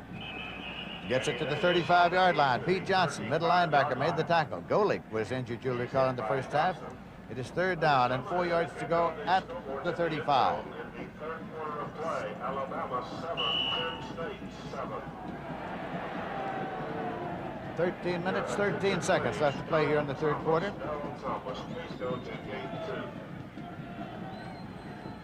Willis Adams out to a wide left and Eric Herring to a wide right. Geritis is the tight end to the left side. Love. And he got very little. Steve Heimkreider was there. Jeff Weston made the tackle. Warm-up action along the Notre Dame sideline. That's Tim Cagle trying to straight warm with that warm-up jacket on, loosening up his right arm. Jay Wyatt comes in to do the punting now. Gibbons has dropped back along with Weimer, standing along the 10-yard line for Notre Dame. Tom Gibbons. And short, and there he comes.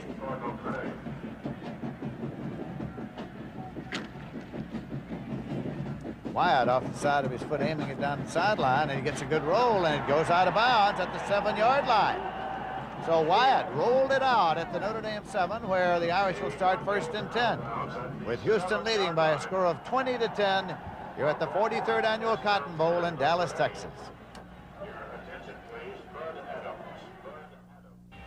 We're behind the Notre Dame bench. Joe Montana did not come out for the second half. The team physician just told me he has the chills. His body temperature is below normal. They're giving him warm fluids, and he may be back before the end of the game. He said it's kind of like the start of the flu. So that's the story on Joe Montana, Lindsey.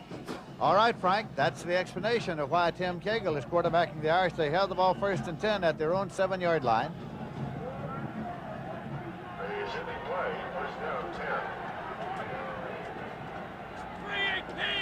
Motion across. That's Houlihan. Vegas Ferguson. But David Hodge, the great linebacker for Houston, is there to close him out. Houston's defense is just eating Notre Dame alive up front. They're just shutting down all the running attack, and then forces Notre Dame into third and long or second and long. And this is a very tough position for Timmy Cagle. First of all, he's throwing against a 25-mile-an-hour wind. Hasn't seen too much action. Second and 9 at the 8-yard line. Ferguson's carried 9 times for 17 yards. And again, the Houston defense is right there. Evans carried, and Hodge again made the tackle. They must be hoping, Lindsey, that they can just play Houston to a standstill in the third quarter and just wait for the win. But that's a bad philosophy. Third down and 8 yards to go at the 9-yard line. They're going to have to throw more on first and second down, Lindsey. They're running the ball. They get 3 or 4 yards. They're forcing the third and long. The running back split on third down. Evans carried. Got about a foot or so, and the punting unit's coming on for Notre Dame. It was Alton Harvey there on the tackle. He's from Grapeland, Texas.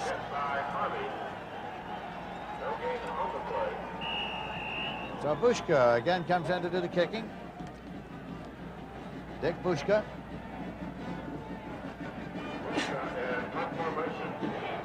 Linnell Fee has dropped back to field it for Houston.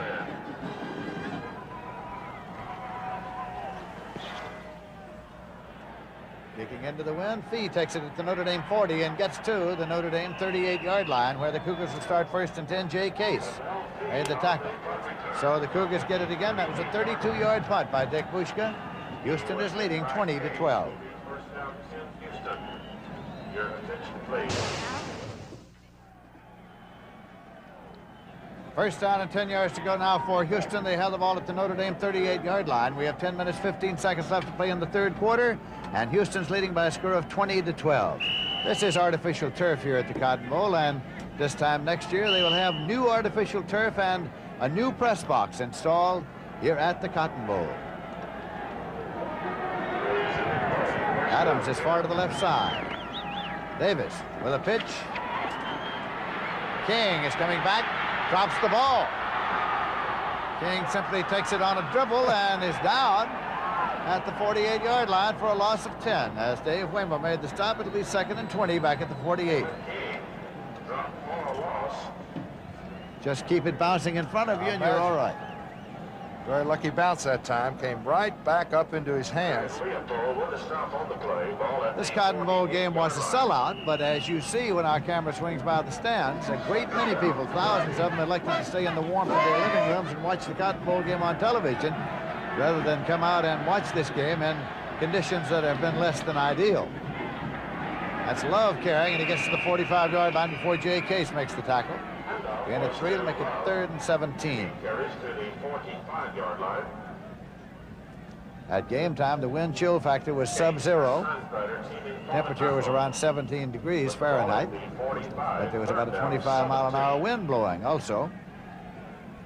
And as Bill Yeoman pointed out, it hasn't gotten any warmer during the course of the afternoon.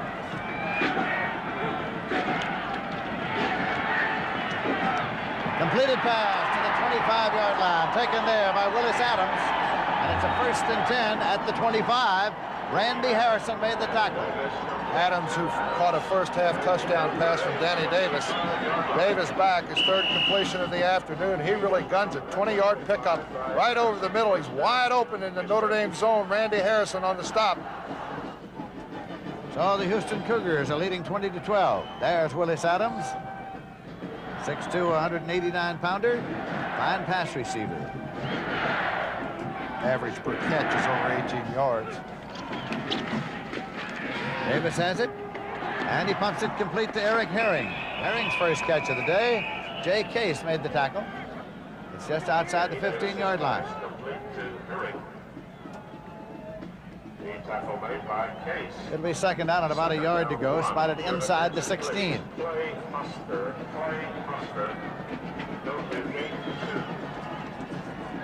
The Houston Cougars leading and driving. They send Adams to the left side, Herring to the right side, Love's in the right set, King's in the left set for Danny Davis. That's King. Emmett King drives to the 13. It's a 1st and 10. Jay Case made the tackle for Notre Dame, along with Steve Heimkreider. Completely in control.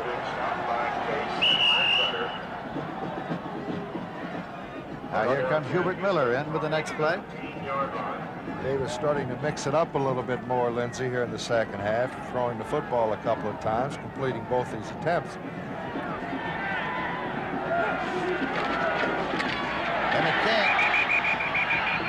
Emmett King popped as he got across the 15 by Joe Gramke. One thing DeVere does now, Danny Davis, as he handed off to Emmett King, you saw the Notre Dame defense collapse. And he might be just licking his chops because of that, Lindsey. Next time, he's just going to fake it to King, and they're going to get outside with some running room. 2nd and 10 at the 13-yard line. And they send Adams to the left side and Herring right.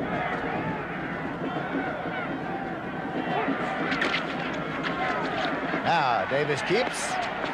Davis is at the 5, and he is out of bounds at the 2-yard line.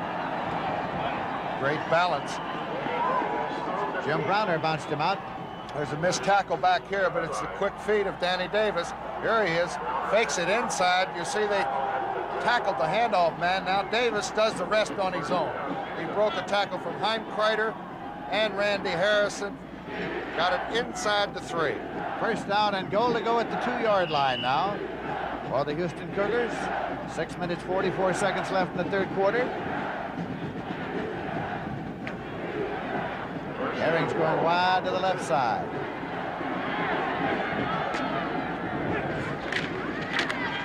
Davis, touchdown. Danny Davis conducted himself to get in for the touchdown for the Houston Cougars. Well, they've got Notre Dame's defense just guessing now. You really better not guess against Severe or you're going to really get hurt. This time he fakes it and ducks back inside the handoff spot easily for the score. So it's now 26-12. Danny Davis there, the quarterback, and a good one. Conversion attempt is coming, and Hatfield is coming in to do the booting. Jay Wyatt will hold for him. Conversion attempt is good. And as they come back up the field, the score is Houston 27, Notre Dame 12, 6 minutes, 29 seconds left to play in the third quarter.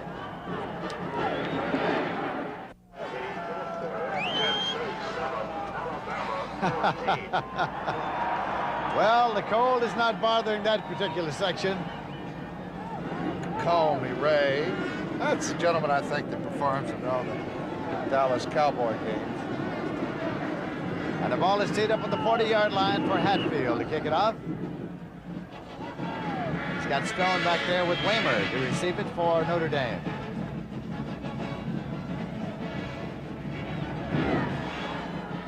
Spiraled over to Waymer's side of the field. He's got it at the goal line 5. Waymer to the 10, turns it on to the 15, changes pace to the 20, and is stopped at the 22. So Notre Dame will get it first and 10 at the 22-yard line. It was Barrett downfield for Houston to make the tackle. And Tim Cagle is coming out to run the attack. Joe Montana apparently has fallen victim to the elements in the first half. Reported during the halftime intermission by the team physician that he has chills, slight temperature, and so Montana has not come out, and Tim Cagle is running the attack first and 10 at the 22 for Notre Dame.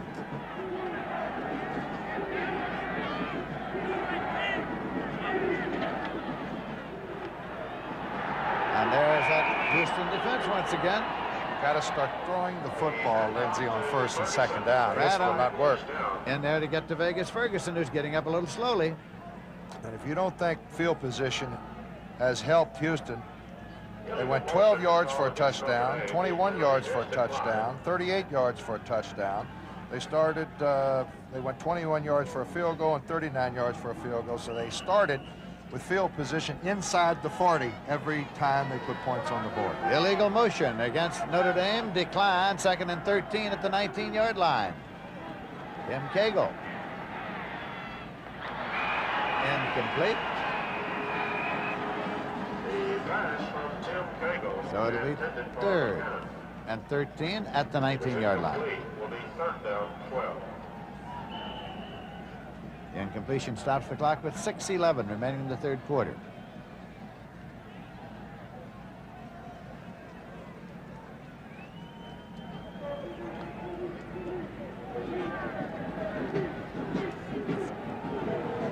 There's Joe Montana now. Joe Montana warming up along the sidelines.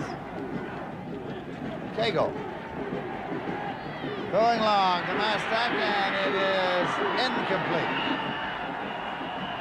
They threw it right into the coverage. Exactly what Houston wanted him to do. He was not only double covered, Lindsey, there were 4 red jerseys around Mastak. Montana continues to throw. 4th down has come up, and the punter has come on now.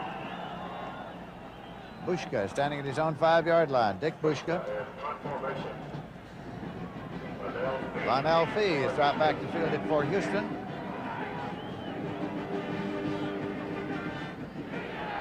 Ten men on the line of scrimmage for the Houston Cougars.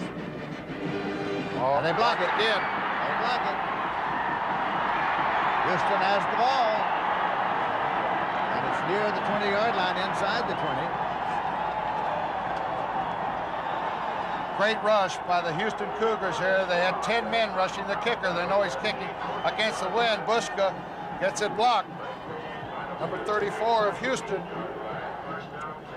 Mr. Harrison, one of the linebackers. So once again, Houston starts just with great field position inside Notre Dame's 20. Bobby Harrison blocked it. 1st and 10 for the Cougars at the Notre Dame 19-yard line. Houston leading by a score of 27-12 and in good field position here once again in the 3rd quarter. Davis has the ball. Keeps it. 15, 10. Continues to drive to the 7-yard line. Pete Johnson brought him down. 1st down and goal to go. Houston at the Notre Dame 7. Now, last year they controlled the wishbone offense. The great running of Earl Campbell, but they just haven't been able to even come close to the mirror. Davis picks up 12 yards here. Got about 200 yards rushing now. Gilbert Miller, number 82, brought in the next play.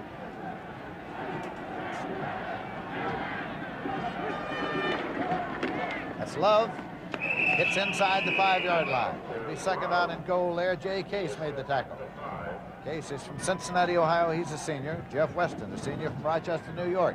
Also there, plays just alongside him. Now here comes Jurgaitis in with the next play. They alternate tight ends, bringing in plays from Coach Bill Yeoman. Herring's going wide to the left side. Jurgaitis is the tight end right.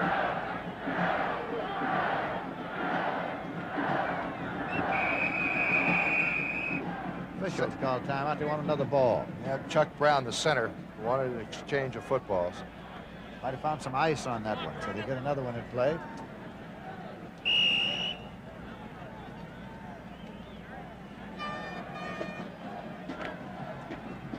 Again, it's Herring far to the left side.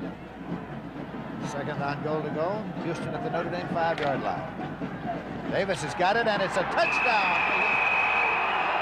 Davis took it in at the flag. Yep, Houston's giving Notre Dame a lesson to the rear. Look at him, he's happy. Davis trying to go 9-0 in the Cotton Bowl as a quarterback. Beautiful fake inside. Now this is what I was talking about. When Notre Dame closes it up, the handoff, Davis is going to take it outside, and he goes in unmolested. That's his 2nd touchdown of the day. He's also thrown for 1 touchdown. So it's 33-12 and a conversion attempt coming, and again it's Hatfield.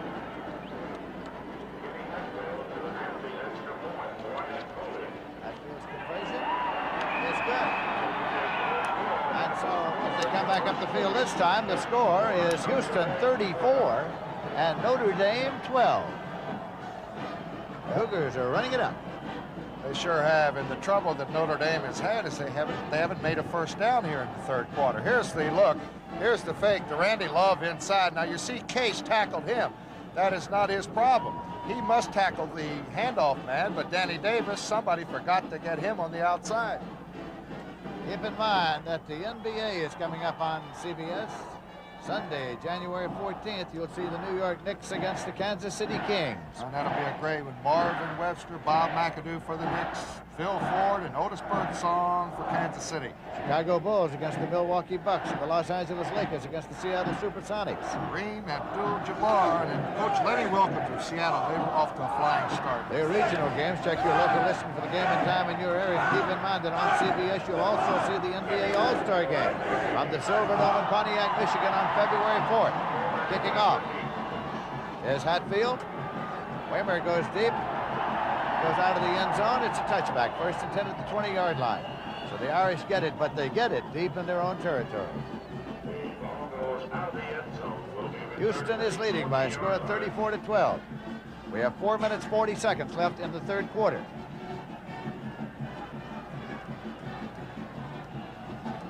And Joe Montana comes in now at quarterback.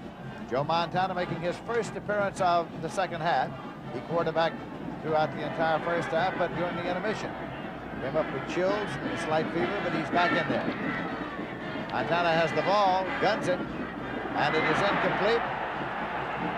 Almost pass interference there. Chris Haynes. Chris Haynes is really hot. Haynes is hot. He thinks there was pass interference.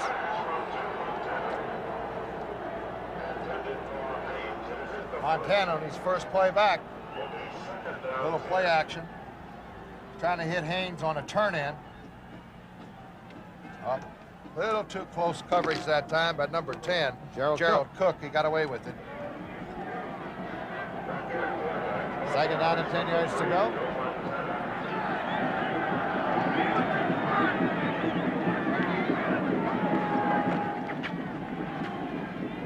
Chris Haynes this time takes it and goes out of bounds at the 27-yard line. That's his first catch of the day.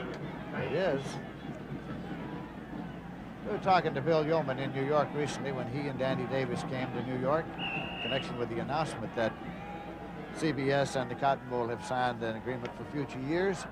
And Bill was saying that at the start of the season, he thought he had a very fine defense, and that actually in only 3 or 4 occasions had his defense lived up to his expectations. I think they have today. I don't think he has to worry about that today. 3rd down and 3 yards to go. Montana drops back over the middle and incomplete. Trying to get it to Jerome Evans. Just a bad pass, or maybe Evans ran a wrong pattern, Lindsey. You see Montana there talking to Evans. He was wide open on the little delay over the middle. Once again, Notre Dame has faced a punt. They got a new punter in there. Bushka, who kicked 3 times here in the 3rd quarter, had 1 block, 1 partially blocked for an average of 25 yards. Lonnell Fee is deep for Houston. Joe Restic, of course, is normally the punter. He was injured in the first half. Bushka's there. Across the 50, gets a Notre Dame roll inside the 40. There will be no run back, and it is at the 37-yard line. Now keep in mind that coming up on CBS is the NFC Championship, and that's next Sunday, January 7th at 4:30 p.m. Eastern Time. Both these teams, they figured to be there, Lindsey. The Dallas Cowboys, Roger Staubach will be back next week. Danny White, he did such an excellent job this week right here in Dallas. And then the Rams, and they looked super the other day against the Minnesota Vikings. What a matchup. That's Summerall, and Tom Brookshire will be at the mic for the NFC Championship on CBS. 1st and 10 now for Houston at their 37. Danny Davis keeps the football. He gets away, but the whistle had blown. Joe Gramke was there on the tackle. It's going to be marked at the 39-yard line for a gain of 2, which will make it 2nd down and 8 yards to go for the Cougars. Is this balance rushing, Lindsey? Davis, a quarterback, 60 yards on 14 carries. Love, 68 yards on 14 carries. And King, 61 yards on 15. That's what they have, the balance attack of the Houston Cougars. They're leading 34-12 over Notre Dame. Herring goes wide to the right side. Davis still has it. He's down at the 41-yard line. Mike Calhoun from Austintown, Ohio, made the tackle. It'll be 3rd down and 6 at the 41. Heimkreider was also there. Heimkreider had a great year for Notre Dame. He's a senior linebacker from Cincinnati, Ohio. 3rd and 6. Houston at the 41. 2.5 minutes left to play in the 3rd quarter.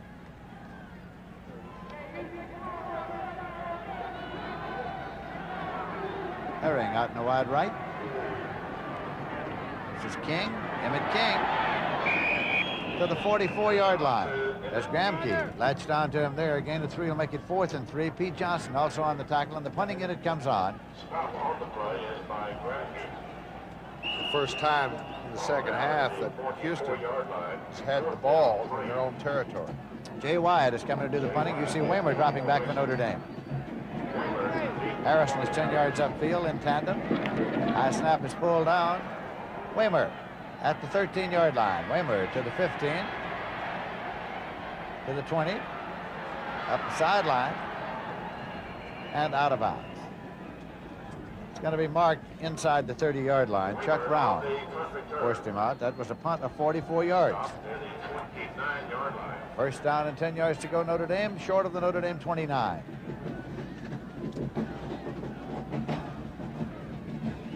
One minute, 41 seconds left in the 3rd quarter as Joe Montana sprints onto the field to run the attack.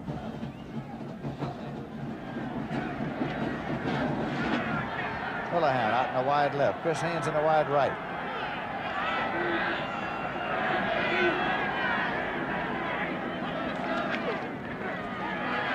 As Evans with running room and across the 40 to the 45 and across the 50 and on into Houston territory.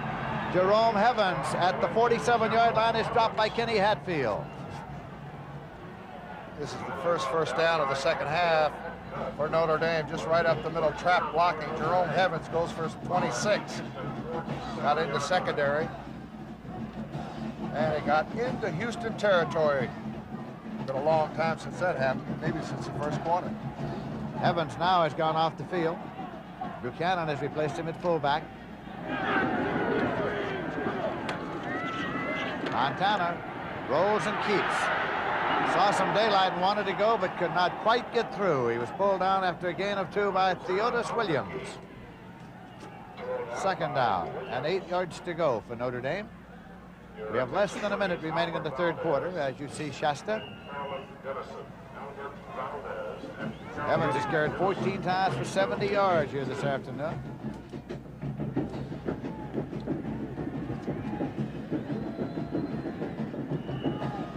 Chris Haynes to the right side, Pete Houlihan to the left side.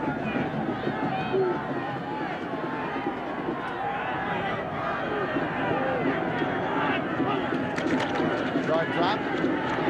Montana now going to Chris Haynes, and it is intercepted at the 12-yard line. It is Cook, I think. That's the third interception today for Joe Montana. Elvis Bradley, a junior from Longview, Texas. You see Montana a little trouble. He went to his right. End over end, right in the arms of Elvis Bradley, intended for Chris Haynes. Well, it's spotted just outside the 11 on Bradley's interception, and it's 1st and 10 for Houston with 32 seconds remaining in the third quarter. There's Elvis Bradley.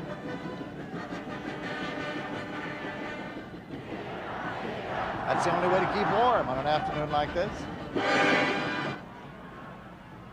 Love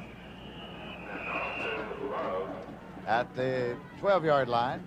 It'll be second down and 9. Heimkreider and Weston made the tackle. Clock is running.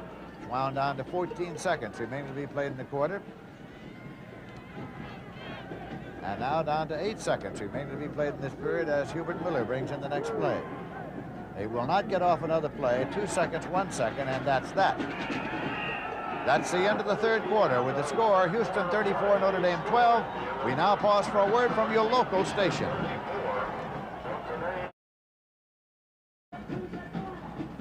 This is Lindsey Nelson with Paul Horning at the Cotton Bowl in Dallas. 1 quarter to go, and Houston is leading Notre Dame by a score of 34-12. Houston has the ball, second down, 9 yards to go. They have it at their own 12-yard line. Danny Davis has quarterbacked the Cougars throughout. He's been over in conference with his head coach Bill Yeoman, and he's joining the huddle just there.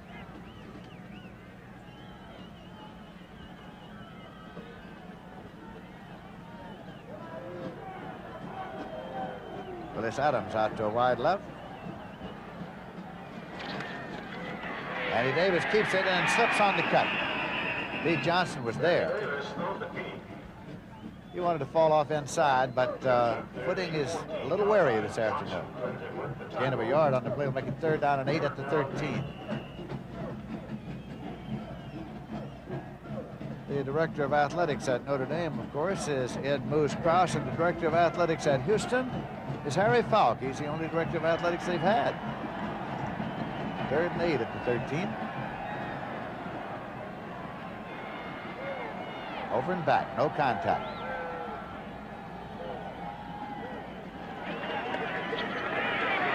Danny Davis back to the 12 as Mike Calhoun was hanging on to him. It'll be third down and 9 at the 12-yard line. Jay Case also on the tackle. So it's a punting circumstance here. Jay Wyatt comes in to do the punting. Now let's see what Mr. Wyatt can do against the wind. Notre Dame Weimer probably go after the kicker.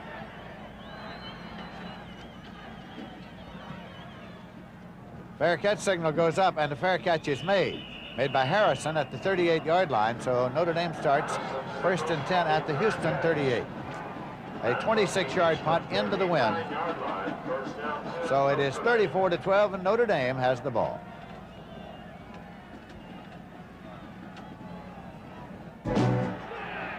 Notre Dame 1st and 10 at the 39-yard line. Montana turns and throws back, and it's incomplete. Haynes, the intended receiver.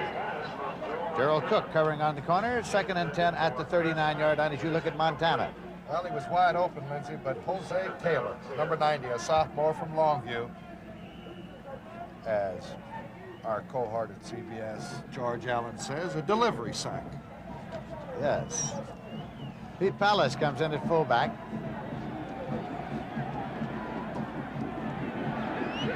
Vegas Ferguson's the tailback. Montana. Incomplete.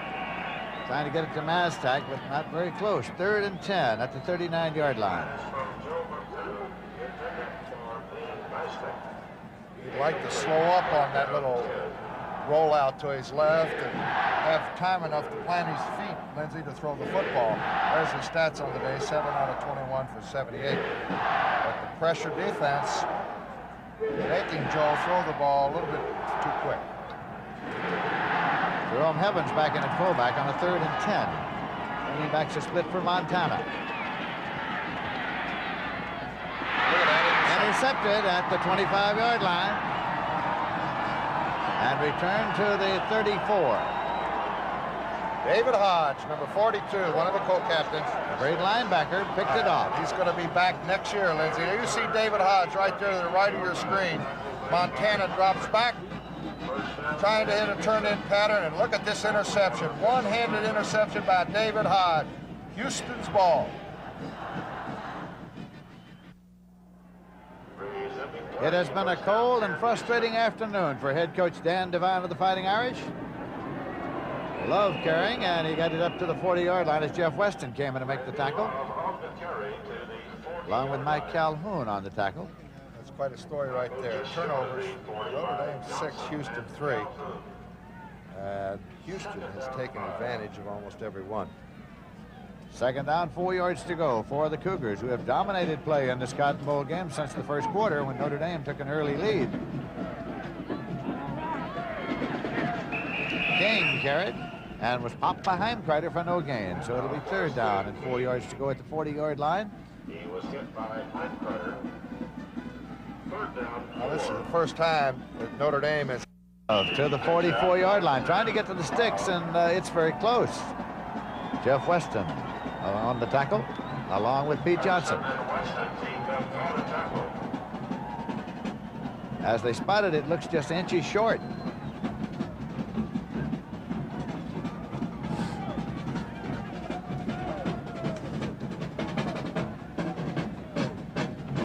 And the punting unit comes in, Jay Wyatt. On a 4th and inches, Wyatt is in deep punt formation.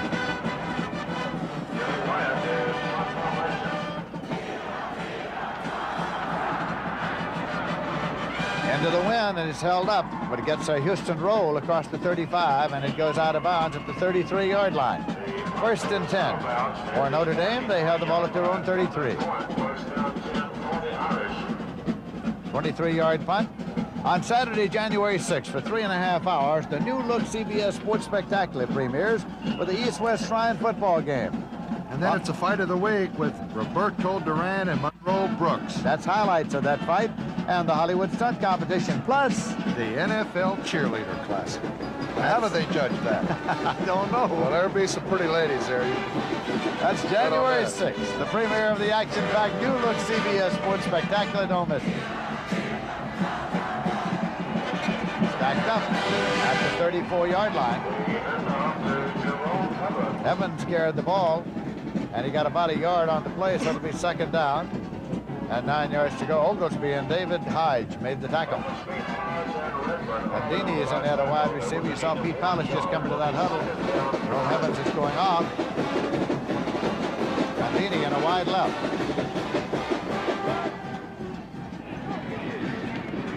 Montana pumps and rolls. And throws incomplete. You throw it that hard on a day like this, it's so cold. Ferguson. It's very tough to hold on to the football. Look at him holding his right hand. His hands are, I'll guarantee you right now, frozen.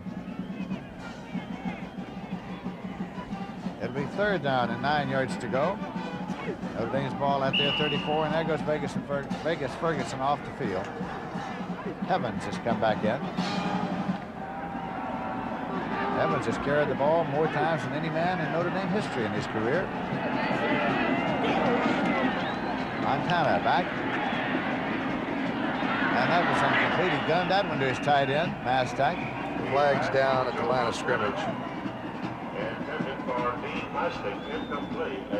Holding is indicated against Notre Dame. I know Joe wants to fire it, Lindsey, but on a day like this, if he does have a receiver open, you should take something off of the football. Just make sure of the completion first, rather than trying to fire it to the open man, because it's just that much more difficult to catch the football. They have declined the holding penalty to bring up 4th down, and that brings the Notre Dame punting unit onto the field. Pushka is coming in to do the punting.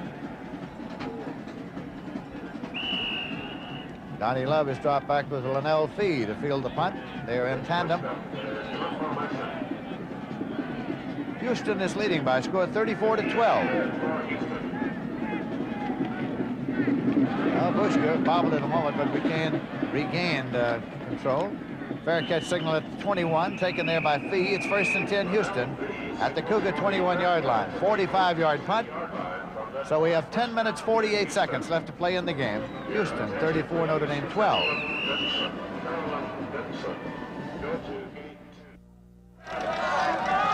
On a day like this, that is not a bad idea. 1st down and 10 yards to go for Houston. They have the ball on their own 21-yard line. Danny Davis still in there at quarterback. Rolls to the weak side and guns it incomplete. Intended for Willis Adams. It's the 2nd and 10 at the 21-yard line, and Randy Harrison was covering defensively. Joe Rustick was injured in the first half. Normally Rustick plays that free safety, and it's now being played by Randy Harrison. Here comes Hubert Miller into the huddle with the next play from the Houston sideline.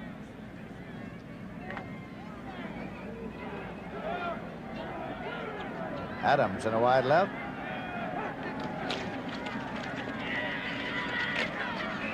King, Garrett, and Heimkreider was there with Gramke. Gain of about a yard will make it 3rd down and 9 yards to go. Houston leading 34-12, and a victory in the Cotton Bowl over Notre Dame would be indeed a big one for the Cougars. They had a struggle, as we intimated once before, to get into the Southwest Conference, to get proper recognition. They used to try to get teams of national reputation on their schedule to get some attention to their football program. Well, they're getting a lot of it today. It's incomplete. Herring is holding it up, but the official over there said no, he trapped it. I think he caught it. He may not know, being unable to feel it with the fingertips. This is Eric Herring, the flanker. Roll out left, he comes back to the weak side. Herring is all alone down the right sideline. Well, I don't know. That's very, very close. It looked as if he got it to me. Well, he's not going to argue the point. The punting unit is in with Jay Wyatt. Deep punt formation, and he bobbles it, picks it up, kicks it up into the air, partially blocked. Gets to the 22-yard line and is taken there. And so it will be Notre Dame's ball. There's a penalty marker. There's a penalty marker thrown out of bounds. That was Belden who took it.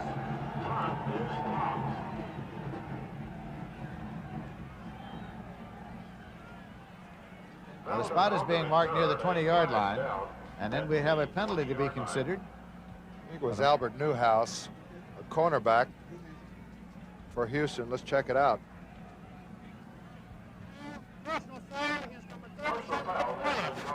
That's it, Albert Newhouse, number 37, tackling out of bounds. Personal foul. So that one will be enforced now by Pete Williams, the referee, and it will go half the distance down to the 10-yard line. The Notre Dame offense has been able to generate only 34 yards in the second half. It's at the 11-yard line. Well, tonight, the coach faces a star player been on dropping out of school on the White Shadow on CBS. Then BJ plays Papa to a Korean family on MASH. What a show that is. Then there's One Day at a Time and Lou Grant. That's tonight's lineup on CBS. First down and 10 yards to go. The ball is on the 11-yard line of Houston in Notre Dame possession. Houston is leading by a score of 34-12. We have 9 minutes, 51 seconds left to play in this game. Notre Dame is reconvening the huddle, and over there they're trying to find a little heat.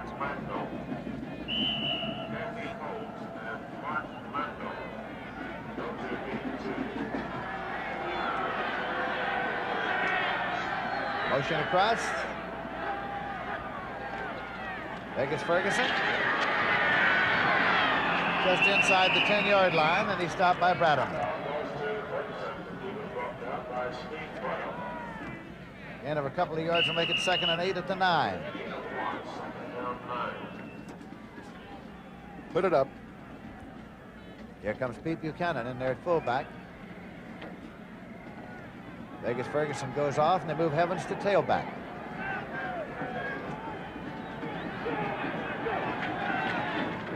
Montana rolling. Rendinger incomplete in the end zone. Well, tight ends have had trouble all day long. He slipped down there, or he could have caught that pass for the touch. That will make it a 3rd and 8 at the 9-yard line. All bundled up. This is Dallas, Texas. Deep in the heart of Texas on New Year's Day. I don't believe it. There's little doubt that this is the coldest of all the Cotton Bowl games, which began in 1937.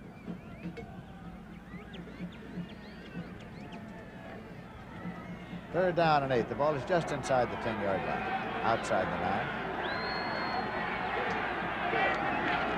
Montana short drop and rolls now. Stops and throws back. Incomplete. 4th down coming. A whole flock of red shirts there. That was intended for number 25, Tommy Ebner, but he dropped it. It looked as if it was intended for the safety man, I'm sure. Montana there now on 4th down. They go for it here with 9:7 remaining, and Houston leading 34-12. Little doubt of that. Palace is coming in with the next play. Buchanan goes off.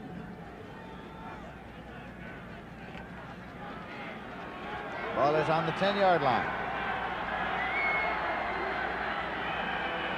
Contact made on the line of scrimmage, and markers are thrown. Losing all their concentration now, Lindsey. Jim Haltman jumps off sides, left guard position. Montana hasn't completed the pass in the last 9 attempts. Procedure penalty against Notre Dame will cost them 5.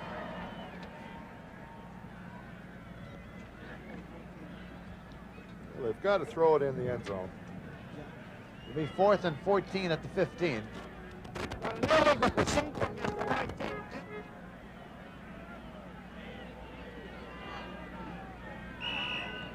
Here comes Buchanan back in for Palace. Chris Haynes in a wide left. Pete Houlihan in a wide right for Joe Montana. Montana. Look for Haynes. He's covered, and he gets rid of it just barely. As Leonard Mitchell, number 70, the gentleman I was talking about in the first half, who plays basketball also for Houston. What an athlete. And he's quick, Lindsey. So the ball goes over on downs. But there's a penalty marker to be checked out. Hold it. Downfield penalty marker.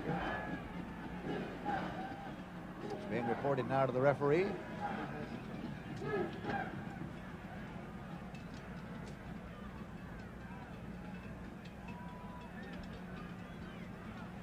Personal foul against Notre Dame.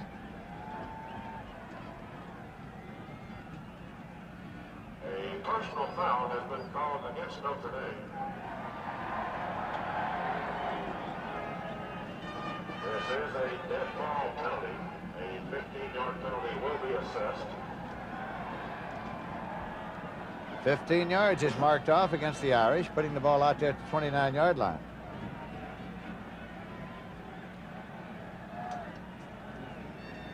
Dead ball foul. Notre Dame gives it up. They give it up on the dead ball foul. It is 1st and 10. Tomorrow night on CBS, The Incredible Journey and Dr. Meg Laurel. That was Delrick Brown in there at quarterback, throwing over to the sideline to Willis Adams. Incomplete. Pass from Delrick Brown. So Danny Davis is out of the ball game, and the backup quarterback Delrick Brown is in there. Tomorrow night, Lindsay Wagner stars in a 3-hour epic of courage and love, The Incredible Journey of Dr. Meg Laurel, the story of a beautiful young doctor who battles backwoods superstition to bring hope and comfort to a poverty-stricken land. A great cast. Miss Jane Wyman, Andrew Duggan, and Gary Lockwood also star. As a late pitch, Taken by Emmett King. Bobby Leopold was there on the tackle at the 35-yard line. There he is. Always one of them, right? He's got some antifreeze in him. Yeah, he's not running on regular. It's 3rd down and 5 at the 35-yard line.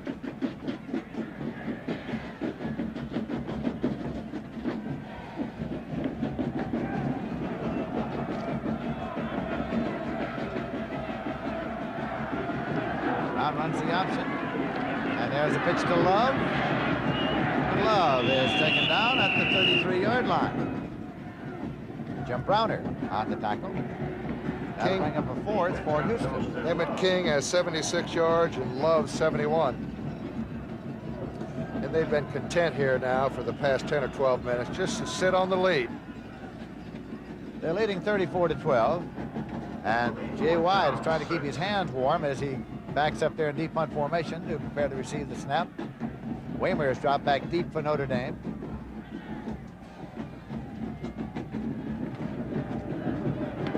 Well, that one is blocked.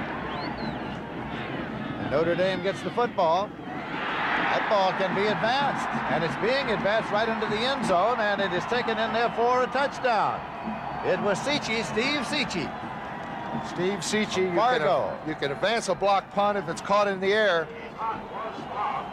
So Notre Dame has its first touchdown since the first quarter. Here's the punt block right here. Watch Steve Seachy, comes up, catches it on the fly, and then breaks loose out of a few tackles and goes in for the first touchdown since the first quarter for Notre Dame.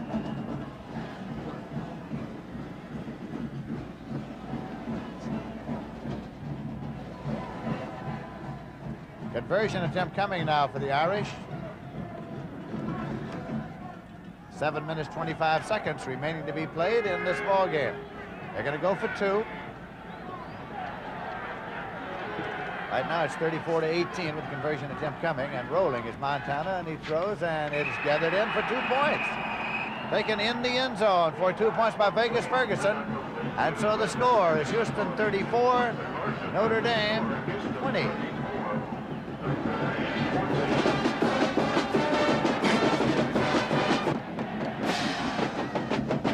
Steve Seachy, who ran the block punt in for the touchdown for Notre Dame, a freshman from Fargo, will kick off, and dropping back Eddie Wright and Linnell Fee to receive it for Houston. Fee at the 11-yard line to the 15, Fee to the 20, and he is stopped at the 24-yard line, where Houston gets the ball first down, 10 yards to go at their own 24. Lindsay, we want to give credit to Tony Belden, the freshman for Notre Dame, who blocked the punt. All right, we have 7 minutes, 18 seconds left to play in the game, and the quarterback coming in is Delrick Brown. He's a junior from Lufkin, Texas, 5'11", 160-pounder. Yep, 2 series ago, if Notre Dame could have put some points on the board, this might have turned into an interesting last 5 or 6 minutes. They had it first 10 on the 11-yard line. Brown still has it at the 30-yard line. Hamkrider hanging on to him.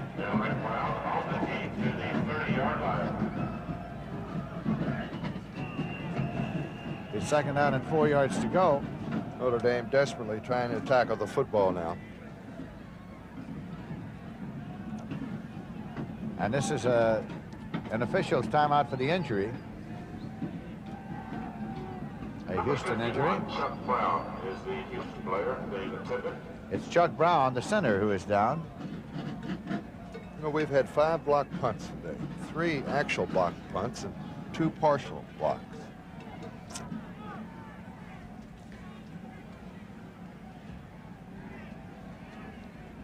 Chuck Brown, who's really done a fine job, one of the captains there, a senior, Missouri City, Texas, really done a fine job for Houston.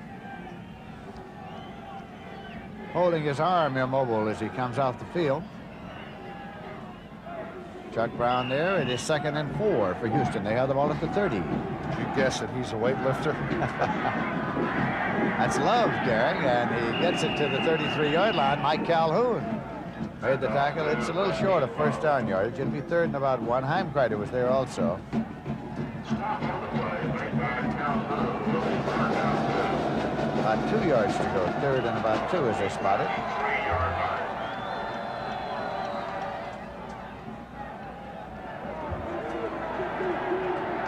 Elric Brown brings the Cougars up. King. A little short. He is a little short. It'll be 4th down, about a yard to go.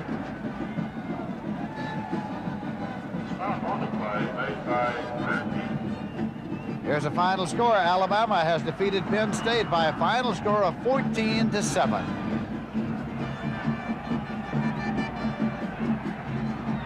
Punting in, it's coming on, and Jay Wyatt will do the kicking. That's Waymer dropping back for Notre Dame. Waymer is the lead man for Notre Dame. Well, that's some kind of snap.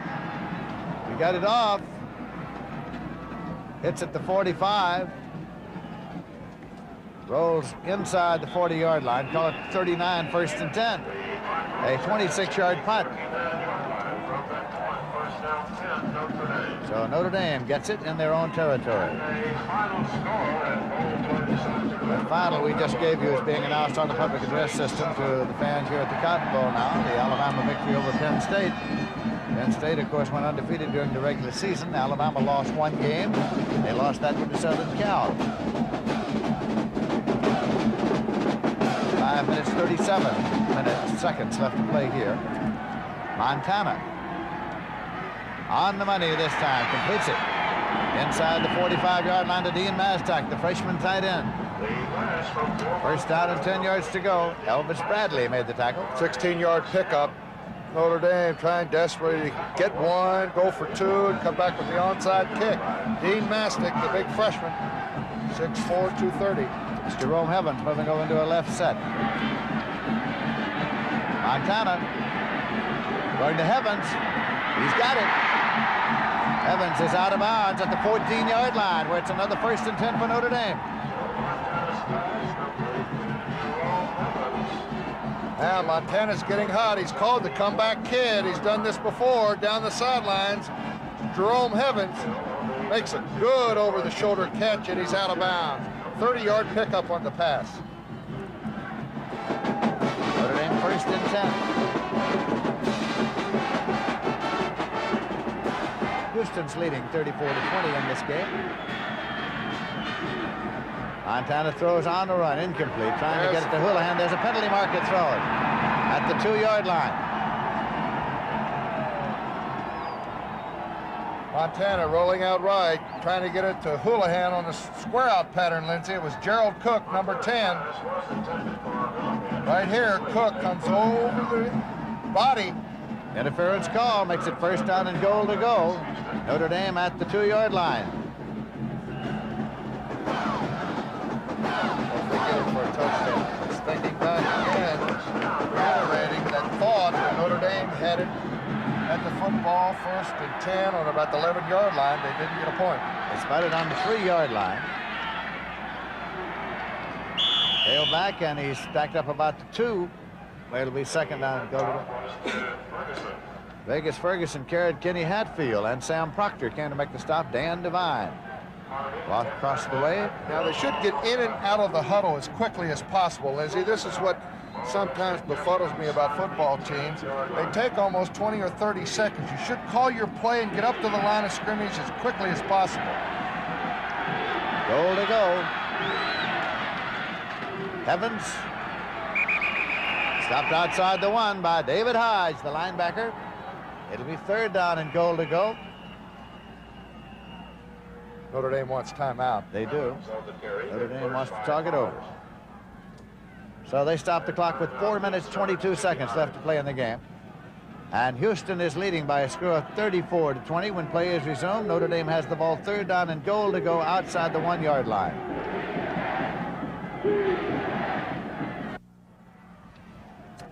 That's Joe Montana bringing the Irish up 3rd down and goal to go inside the 2-yard line of Houston. Montana's rolling. He's going to try to take it in, and he's got it. Touchdown, Montana. Notre Dame is on the board. Joe's still down. He really had great determination, Lindsey, to get over the end zone. Montana on a rollout left.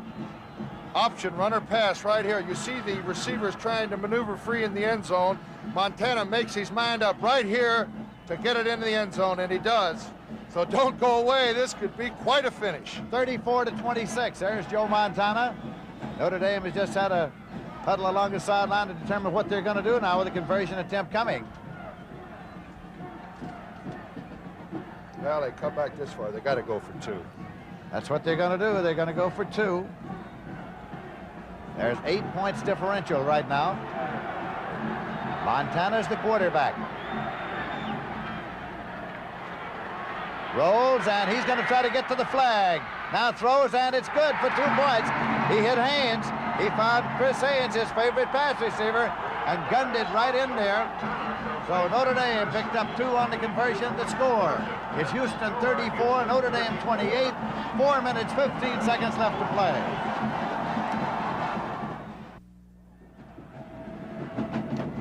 Ball, Steve Seachy seeing the ball up.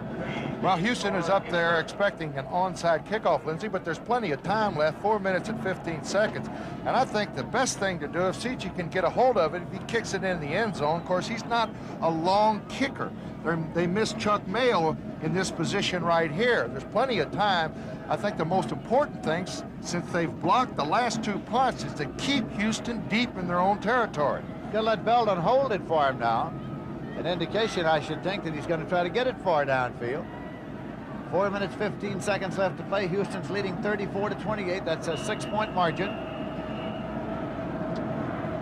Here comes Steve Seachy. And it is a touchback taken in the end zone by Eddie Wright. It'll be brought out and put in play by Houston. 1st and 10. They have the ball at their own 20-yard line. Well, Houston sat on that lead. They built up a 34-12 lead, only to see the 4th quarter win make a difference. And Notre Dame, with a few breaks, a couple block punts, and they're right back in it. And here comes Danny Davis in there to run the attack. Delrick Brown had relieved Davis earlier, but now it's Davis back in action since the lead has shrunk to 6 points. Now Houston must very definitely guard against the turnover, Lindsey. The first group is back in. And has a pitch to Love at the 20, 25. Penalty markers thrown. Randy Harrison made the tackle. But there's a marker to be checked out. And it is holding against Houston. There were some observers saying before this ball game that the Cotton Bowl should be one of the most exciting of all the ball games because there might be 50 points scored. There have been 62 points scored, and we may not be through yet.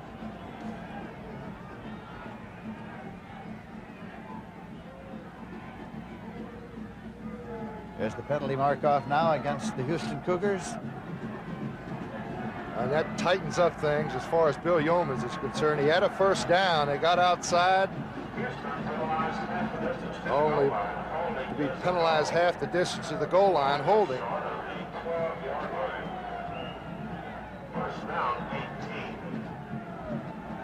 First and 18 at the 12-yard line for the Cougars. Randy Davis brings them up. Goes to the right side. Davis gonna run it. Slips down.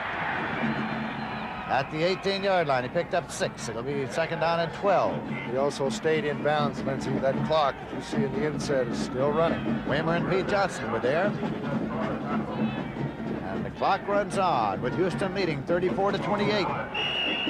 Need a couple of 1st downs, and Houston will have won their 2nd Cotton Bowl in only 2 appearances. And Danny Davis at the controls of both wins, but Notre Dame here needs the football.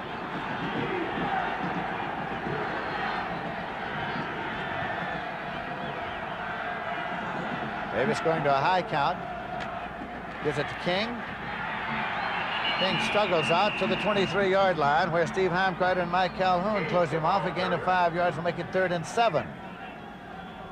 And here comes Hubert Miller in with the next play for the Cougars from Bill Yeoman. We have 2 minutes, 59 seconds left to play in this game. The Fighting Irish want the football. Houston wants to hold on to it, pick up the first down if they possibly can. Then run it out. They're leading by a score of 34 to 28. And divide along the sideline. Third down and 7 yards to go. Andy Davis. Incomplete. Incomplete. Tried to get it to Willis Adams. Dave Waymer covered, and that'll make it a fourth down. Adams had it momentarily, but that young man, number 34, Dave Waymer, broke it up. So now Houston has to give it up as the punting unit comes in. They blocked the last 2 punts. Jay Wyatt. Back there you saw Waymer deep for Notre Dame. They'll try to block the punt, and if it's a high punt, if it gets it Rolls off. it back. The center rolled it back. Ball hits up at the 40 to the 45. Takes a Houston bounce to the 50. Waymer dives on it at the 49-yard line of Houston. Notre Dame gets the ball in Houston territory. First and 10, a 28-yard punt. Very touchy. Waymer falling on that football. If he didn't get it, it would have been ruled a fumble. 26-yard punt. Got a good roll. So now Notre Dame trails by 6 points. 2 minutes, 25 seconds remain to be played in the game. The Irish with the ball first and 10 at the Houston 49-yard line. If Joe Montana was a sophomore, this happened 4 times. He brought Notre Dame's back.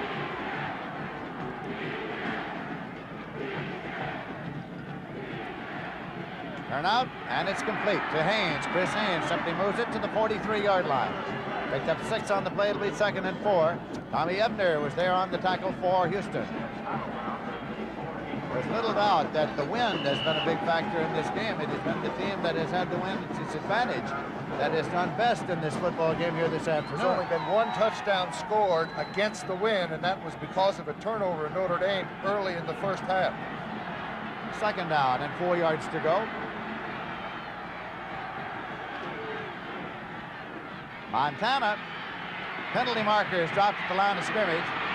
Montana knocked off his feet at the 50-yard line, but there's a marker. Good coverage that time by Houston. Everybody was covered. Montana had to eat the football. Got a preliminary signal here. Illegal motion against Notre Dame. Decline. Loss of 7 on the play. Got 2 downs to pick up 11 yards. 3rd and 11. Buchanan is brought in the next play.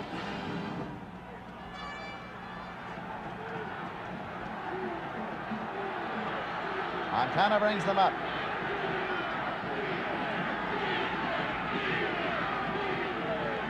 Montana. And it is complete. Taken by Houlihan. That's enough for the first down, Lindsey. He needed 11. First down and 10 yards to go, and it is near the 36-yard line. Nice concentration by the freshman, Pete Houlihan. 6'4", 215 pounds. It's going to be a great one before he's finished. A 14-yard pickup on the sideline pattern. Right there, Houlihan's got it, steps out of bounds and stopped the clock. Houlihan is a sophomore from Liverpool, New York. Here's a 1st and 10 at the 36-yard line. Montana's going to run it. He's at the 30-yard line. Drops the ball. The scramble is on.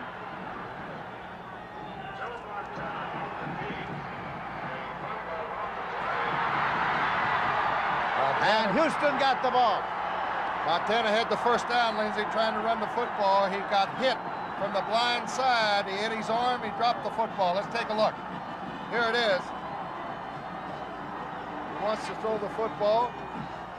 Right up the middle is a gaping hole. Now watch, he's got the football in one hand and he gets hit there. He didn't get hit too hard, but on the right elbow, and he coughs up the football. Tommy Ebner came out of the stack with the football when it was finally unstacked, and it is 1st and 10 now at the 20-yard line for Houston.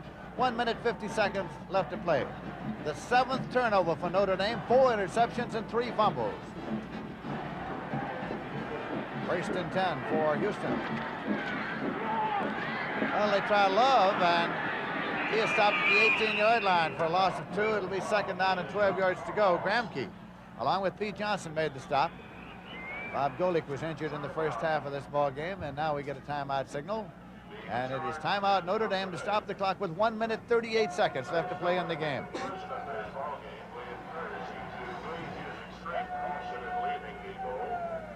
almost a miracle comeback. Montana had the first down. He had it, and that is Montana there being consoled by some of his teammates. He had run for enough yardage, but the ball was shaken loose. Houston recovered, and Houston leads 34-28 with 1 minute 38 seconds left. Notre Dame has one timeout left. The play is resumed. They have it second down. Houston does. 12 yards to go at their own 18. It's been a strange football game here in this Cotton Bowl as Notre Dame dominated the first quarter of play. And then Houston came back and dominated the second and third quarters and part of the fourth, and then Notre Dame came with a flurry here in the fourth quarter. Seemed as if whoever had to win, Lindsey, put points on the board. That's exactly what they did. And the cold weather caused a number of turnovers as it was impossible to handle the ball. The last two snaps from center back there in punt formation of Houston have been rather strange, but they managed to get them off. And now here comes Danny Davis. And that'll run the attack for the Cougars.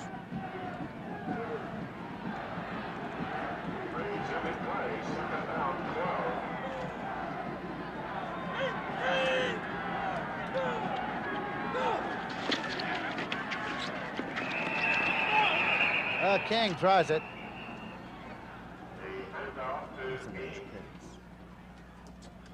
He is dropped for a loss by Heimkreider and Case. Heimkreider A loss by and Case there on the tackle. Spotted at the 16-yard line. Loss of 2 will make it third down and 14. And they'll have a chance to block the punt, Lindsey. We want to thank the people from Notre Dame, President Theodore M. Hesberg, Executive Vice President Reverend Edmund P. Joyce, the Director of Athletics Moose Krause, the Sports Information Director Roger Baldessari, Head Coach Dan Devine and his staff. Rolling is Davis. Gets it out there to the 24-yard line. We have 45 seconds left to play in this game as Notre Dame calls another timeout. Heimkreider on the tackle. Notre Dame has stopped the clock. Let's go down now to Frank Lieber along the sideline. Everybody here on the Houston bench is scared to death, as a matter of remembering what happened against Southern Cal. Most people seem to think that the wind has certainly been the big factor this afternoon. The team that has had the wind has done well in each quarter that they have had it. Still not over, though. All right, Frank, it's Jay White who will be going to deep punt formation. We want to thank the University of Houston, President Dr. Philip G. Hoffman, Chancellor Barry Munitz, Director of Athletics Harry Fowles, Sports Information Director Ted Nance, Head Coach Bill Yeoman and his staff.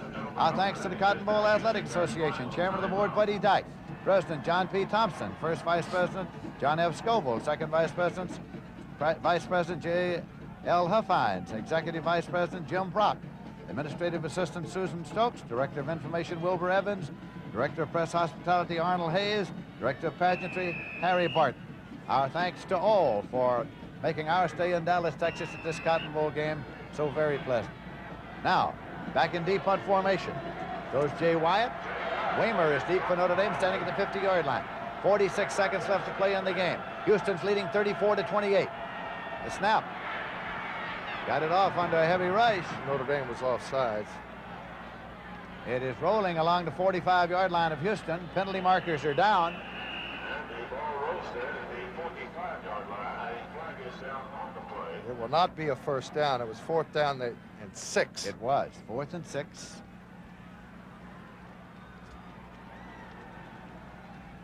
Offsides against Notre Dame.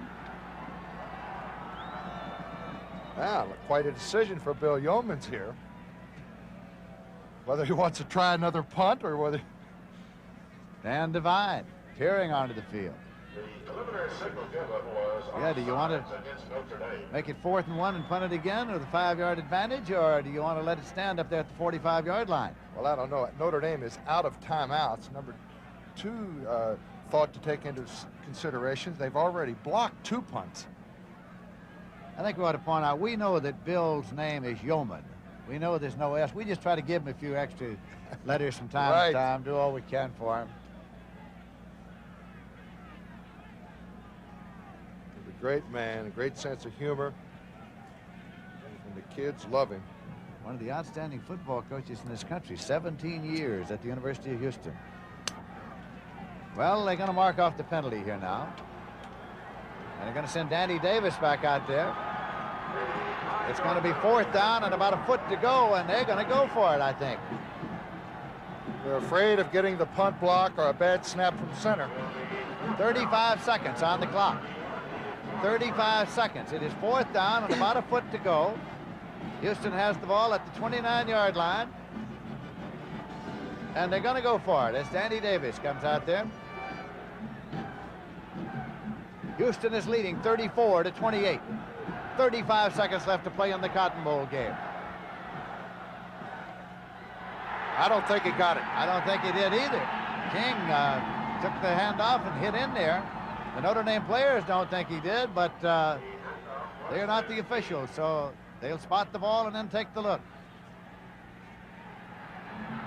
It's Notre short. Dame takes the ball on downs. It's at the 29-yard line of Houston. So the Irish come up there. They have no timeouts remaining. They are up there ready to go as soon as the ball is marked ready for play, and then the clock will start. 28 seconds left to play in the game.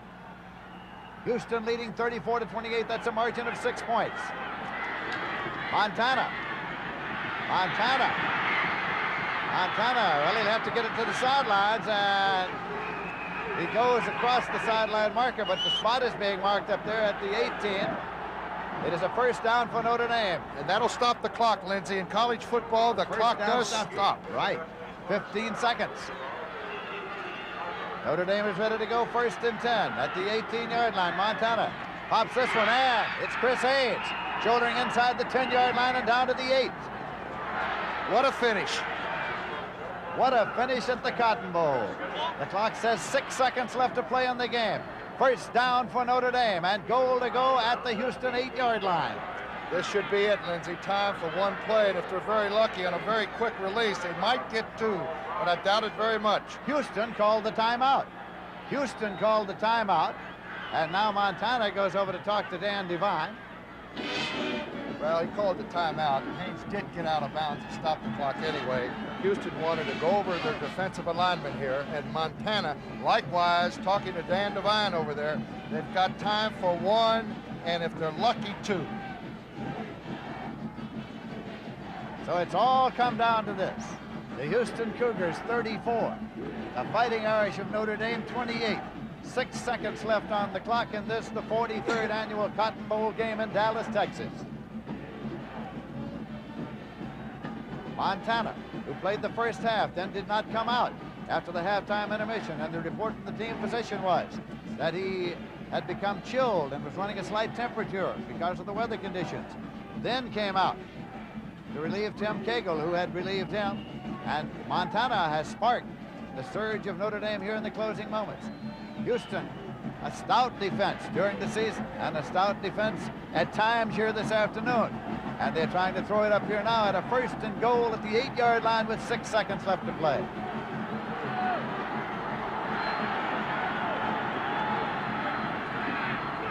Montana, incomplete. 3 seconds to Haynes. 3 seconds, 2 seconds on the clock. 2 seconds left on the clock. 2nd and goal at the 8. Now Montana is looking over to the sideline to get his next play. Herb Johnson. Dan Devine over there. Well, you couldn't want a better finish. Could not possibly. 2 seconds left to play. Clock will start on the snap. Houston 34, Notre Dame 28. Montana going. And it's a touchdown. Haynes. A touchdown taken at the corner. Unbelievable finish. Houston on top 34-12, and now it's all tied up 34 apiece. Was it in bounds or not? It was ruled a touchdown. Touchdown. Montana to Chris Haynes. Let's see if we can pick it up.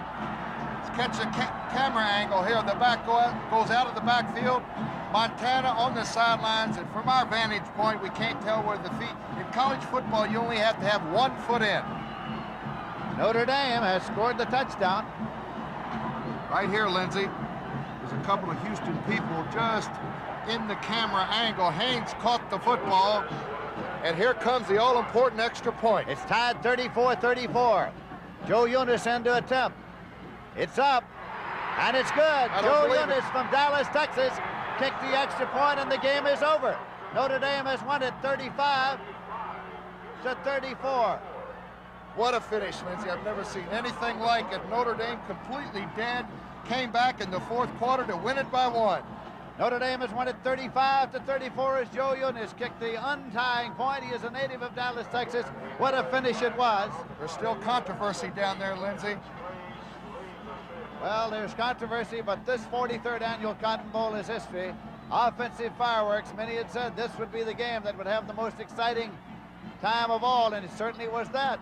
Although there still is confusion on the field. That is Dan Devine, the head coach of the Fighting Irish, but they have begun to scatter now. However, the teams are still along the sidelines. Nobody is headed out anymore, and perhaps there was a penalty on the conversion. Maybe not enough people on the field. Looks as if Notre Dame's going to line up for another extra point. And having been penalized. Notre Dame has been penalized, and so they're going to try another conversion. It's still tied, as you were. It's still tied 34-34. 5-yard penalty. 5-yard penalty against Notre Dame, and Eunice again. Will have Knaffel holding for him. What pressure. Knaffel will hold, and Joe Eunice will have to try to do it again. It's down, Eunice kicks it, and it is good. Now Notre Dame has won the football game, 35-34, having to do it a second time, having sustained a 5-yard penalty. Anything you want to say? I don't know what to say, Lindsay. Houston's got to be just unbelievably heartbroken over this loss. They were coasting along, only to see Notre Dame come back, and Montana has done it again. He has, in fact. Joe Montana has brought them from behind. So now, this is Lindsey Nelson from Paul Horning and Frank Lieber saying so long from the Cotton Bowl in Dallas, Texas, and from all of us to all of you, a very happy New Year.